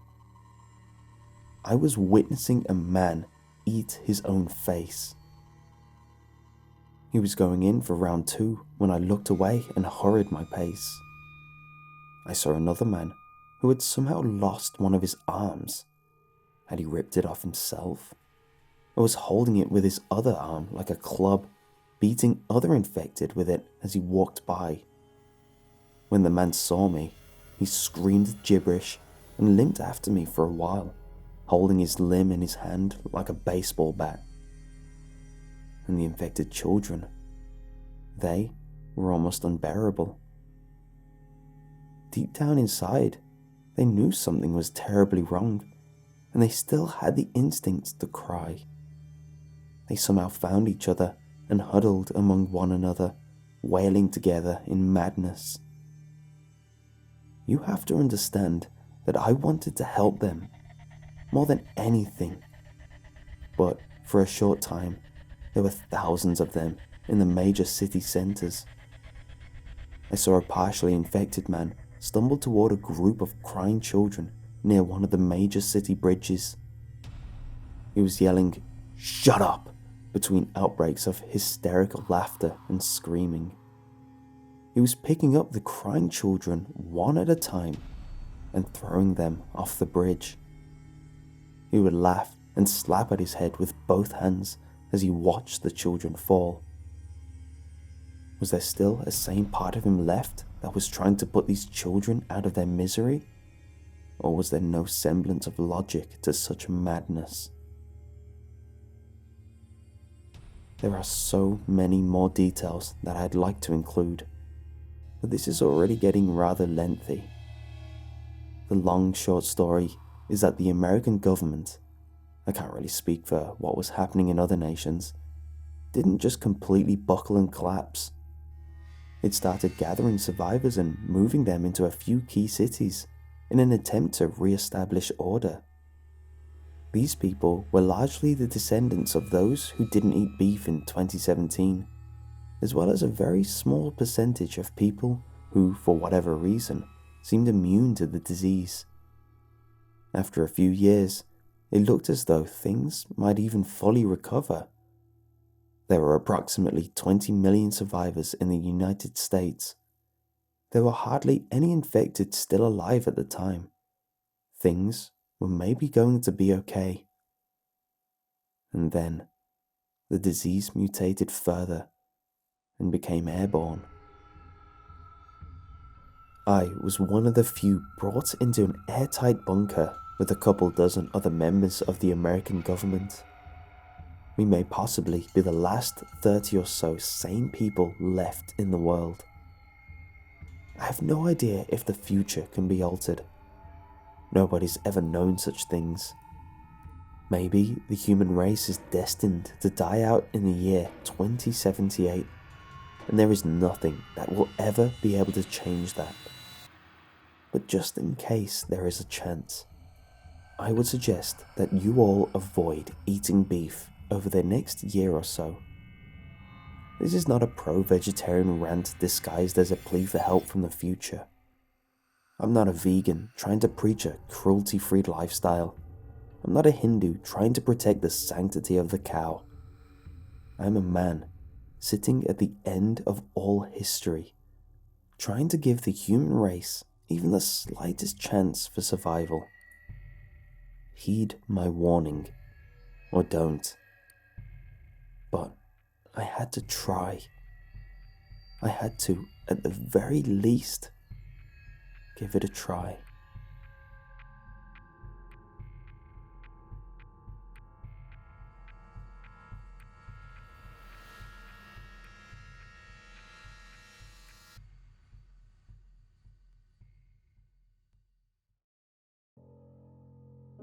It's painful.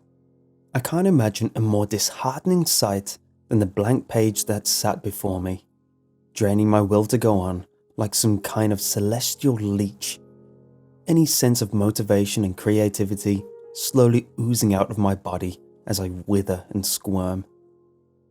I wondered to myself, what is it that I'm doing wrong? The room was perfect, the lights dimmed, but not to a point where the desk wasn't visible. My writing desk was arranged so perfectly, It was almost fetishistic.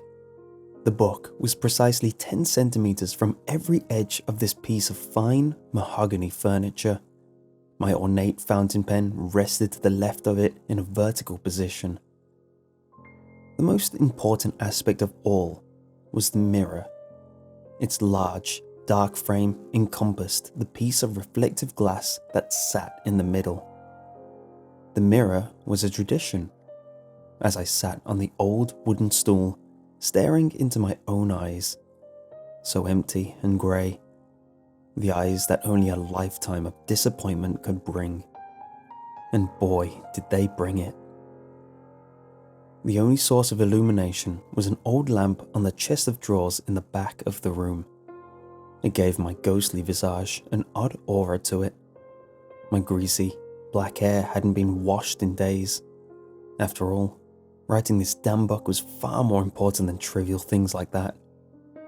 My white pallor made me look like a corpse, and the messy hair draping down upon my face didn't help. I picked up my pen, grasping it between my forefinger and thumb. I slowly brought it down towards the paper. My mind drew blank once again. I gripped my pen more tightly than before. It was such a horrible experience having hundreds, if not thousands, of potentially award-winning ideas, but from brain to hand is almost lost in translation. Just when I thought a small flicker of inspiration entered my mind, a large dollop of ink dripped from the nib of my pen and splattered onto the page. "Damn it!" I angrily proclaimed as I tore the page out of my notebook, crumpled it in my hands, and tossed it aside. This was where my life was going, a recurring dead end, one monumental kick in the groin after another. One benefit of tearing this page was getting to see the previous one, the 50th page. For a brief period in my life, I thought I was cursed. Whenever I tried to write a book, I would start off like a roaring tornado. But at page 50, I would grind to a halt. The writer's block set in, and it would be like my creativity was encased in cement. At first, this book seemed like a great idea. The plot was spectacular, if I do say so myself. But what really stood out were the characters I'd created. It was quite an ensemble cast, but 5 really stood out. There was William Murphy, the hero, Claudia Wilding, the love interest. The next were identical twins, Ryan and Frederick Watson. But I saved the best for last. The villain, Travis Fisher. He was everything you would ever desire in an antagonist. He was witty, dynamic, and above all, cruel. He was a manipulator, a chess master of sorts, who could maneuver his way through the plot, making loose ends, then just as easily cutting them. This was what frustrated me most. I had committed my life to writing these stories, and just when I reach my peak, bang, I stop.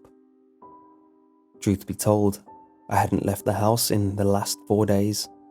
I hadn't even ventured past my front door.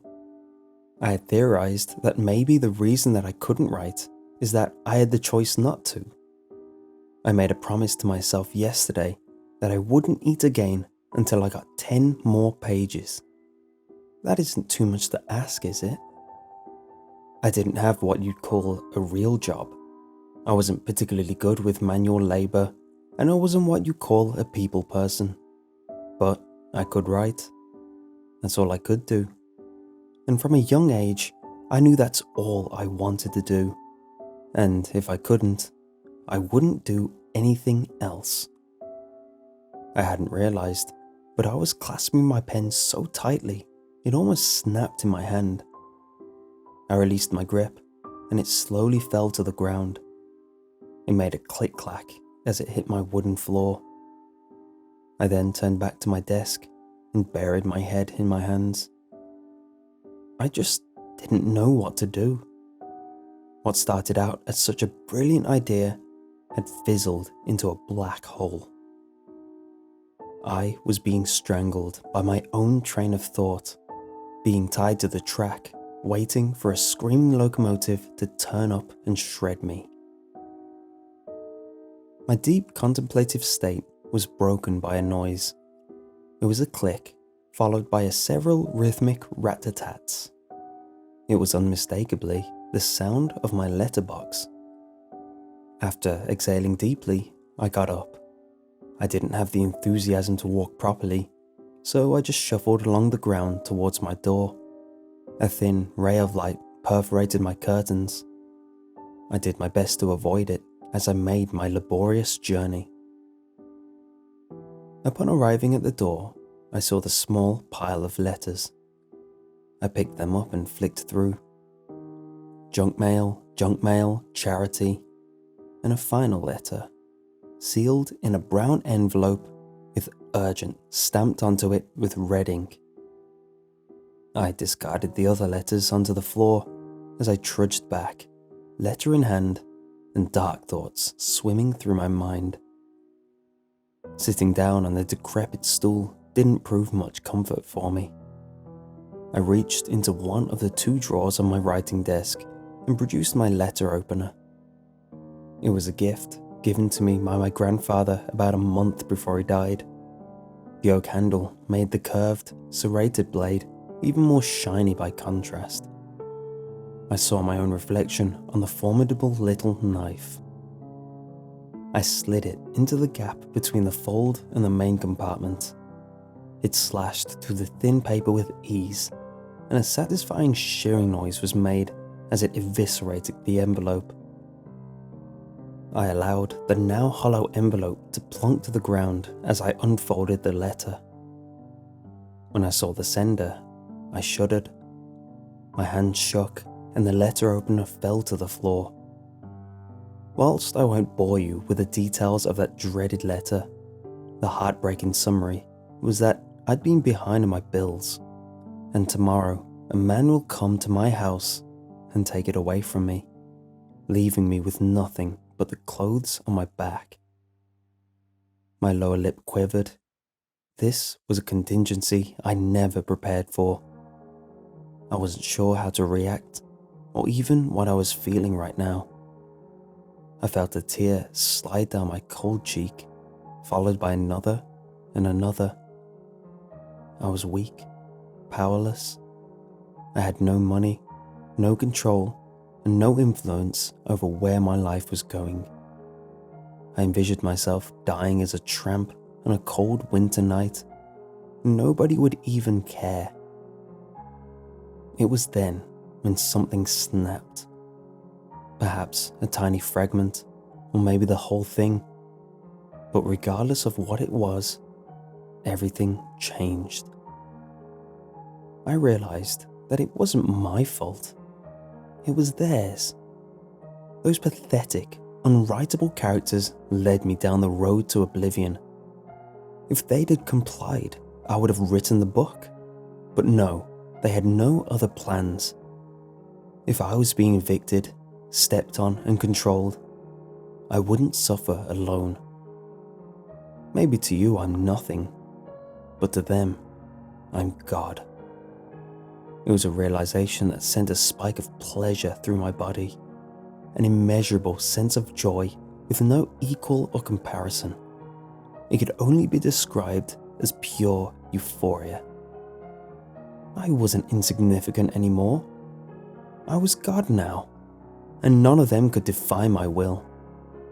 I picked up my pen, smiling wildly as I brought it down onto the page. I'd punish all 5 of them, starting with little Miss Claudia. At first, I wasn't sure of how I'd do it, but then, like the most divine inspiration, it came to me. She'd be leaving a party whilst it happened, happy but ever so slightly inebriated. Once behind the wheel, she'd veer out of control and end up wrapping a bumper around a tree on an abandoned road, injured but still very much alive, just as I desired. Then another car would pull up. She would see a dark silhouette materialized out of the door like an angel of mercy, carrying a crowbar to prise open the door and save her. Or that's what she thinks. In actual fact, the crowbar would descend on her like a hammer of divine judgment, shattering flesh and bone, skull and sinew, until she was left little more than a mangled corpse on the roadside. Next, of course, were the twins. It would be appropriate that they accept their punishment together. After all, it would just be too cruel to keep them apart. Whilst venturing through an African safari, they're bitten by a snake. After a hopeless trudge through the desolate wasteland, they succumb. But not before insects and other detritus feeders feast on their festering flesh, whilst they stare into each other's dead, glassy eyes. Live together, die together. Next, of course, was William. Dear old Bill would receive the news about his only love in excruciating detail. After discovering this, what would be the point of carrying on? He'd fashion a noose from an extension cord and place the bag over his head. After tying the rope to a fan and standing aloft on a stool, he was ready to end it all. He kicked the diminutive chair away, and after a short drop and a sudden stop, he was no more. Finally, I was left with Travis. It was almost a shame to kill him, so in the end, I decided not to. He would encounter a rapist in an alleyway, one of the few people he could take the moral high ground against. The rapist had finished this dirty work and dispatched his victim with a switchblade. Travis wrestled the blade out of the lowlife's hand and took it to the cretin's head and neck, again and again and again. As he mourned over the body of the victim, the police arrived. In a cruel state of role reversal, they would believe he was the rapist, whom, after killing the woman's sole defender, indulged in the abuse, murder, and presumably necrophilia. After a trial which made him a world-reviled monster, he was sent to prison for the remainder of his sad days. Maybe he died. Perhaps he killed himself too. Who knows? An open ending was the greatest punishment. There we had it. I had done God's work, and those who had wronged me were now done too. With every stroke of my masterful hand, I crafted their doom, the final testament to their life and horrible death spelled out over the pages, all their misery, pain and blood portrayed through the still moist ink. It was glorious.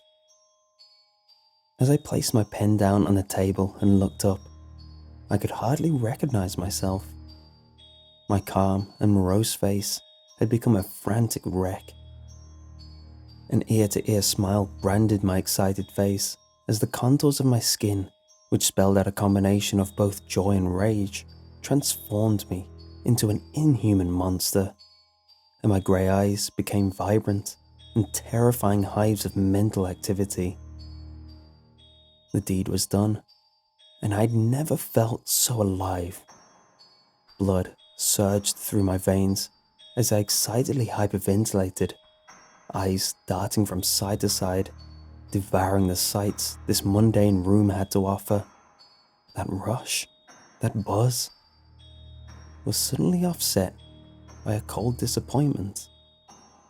There were no more characters to do in, no more fun to be had, no irritating lights that needed to be snuffed out. I was alone in a dark room, staring into space.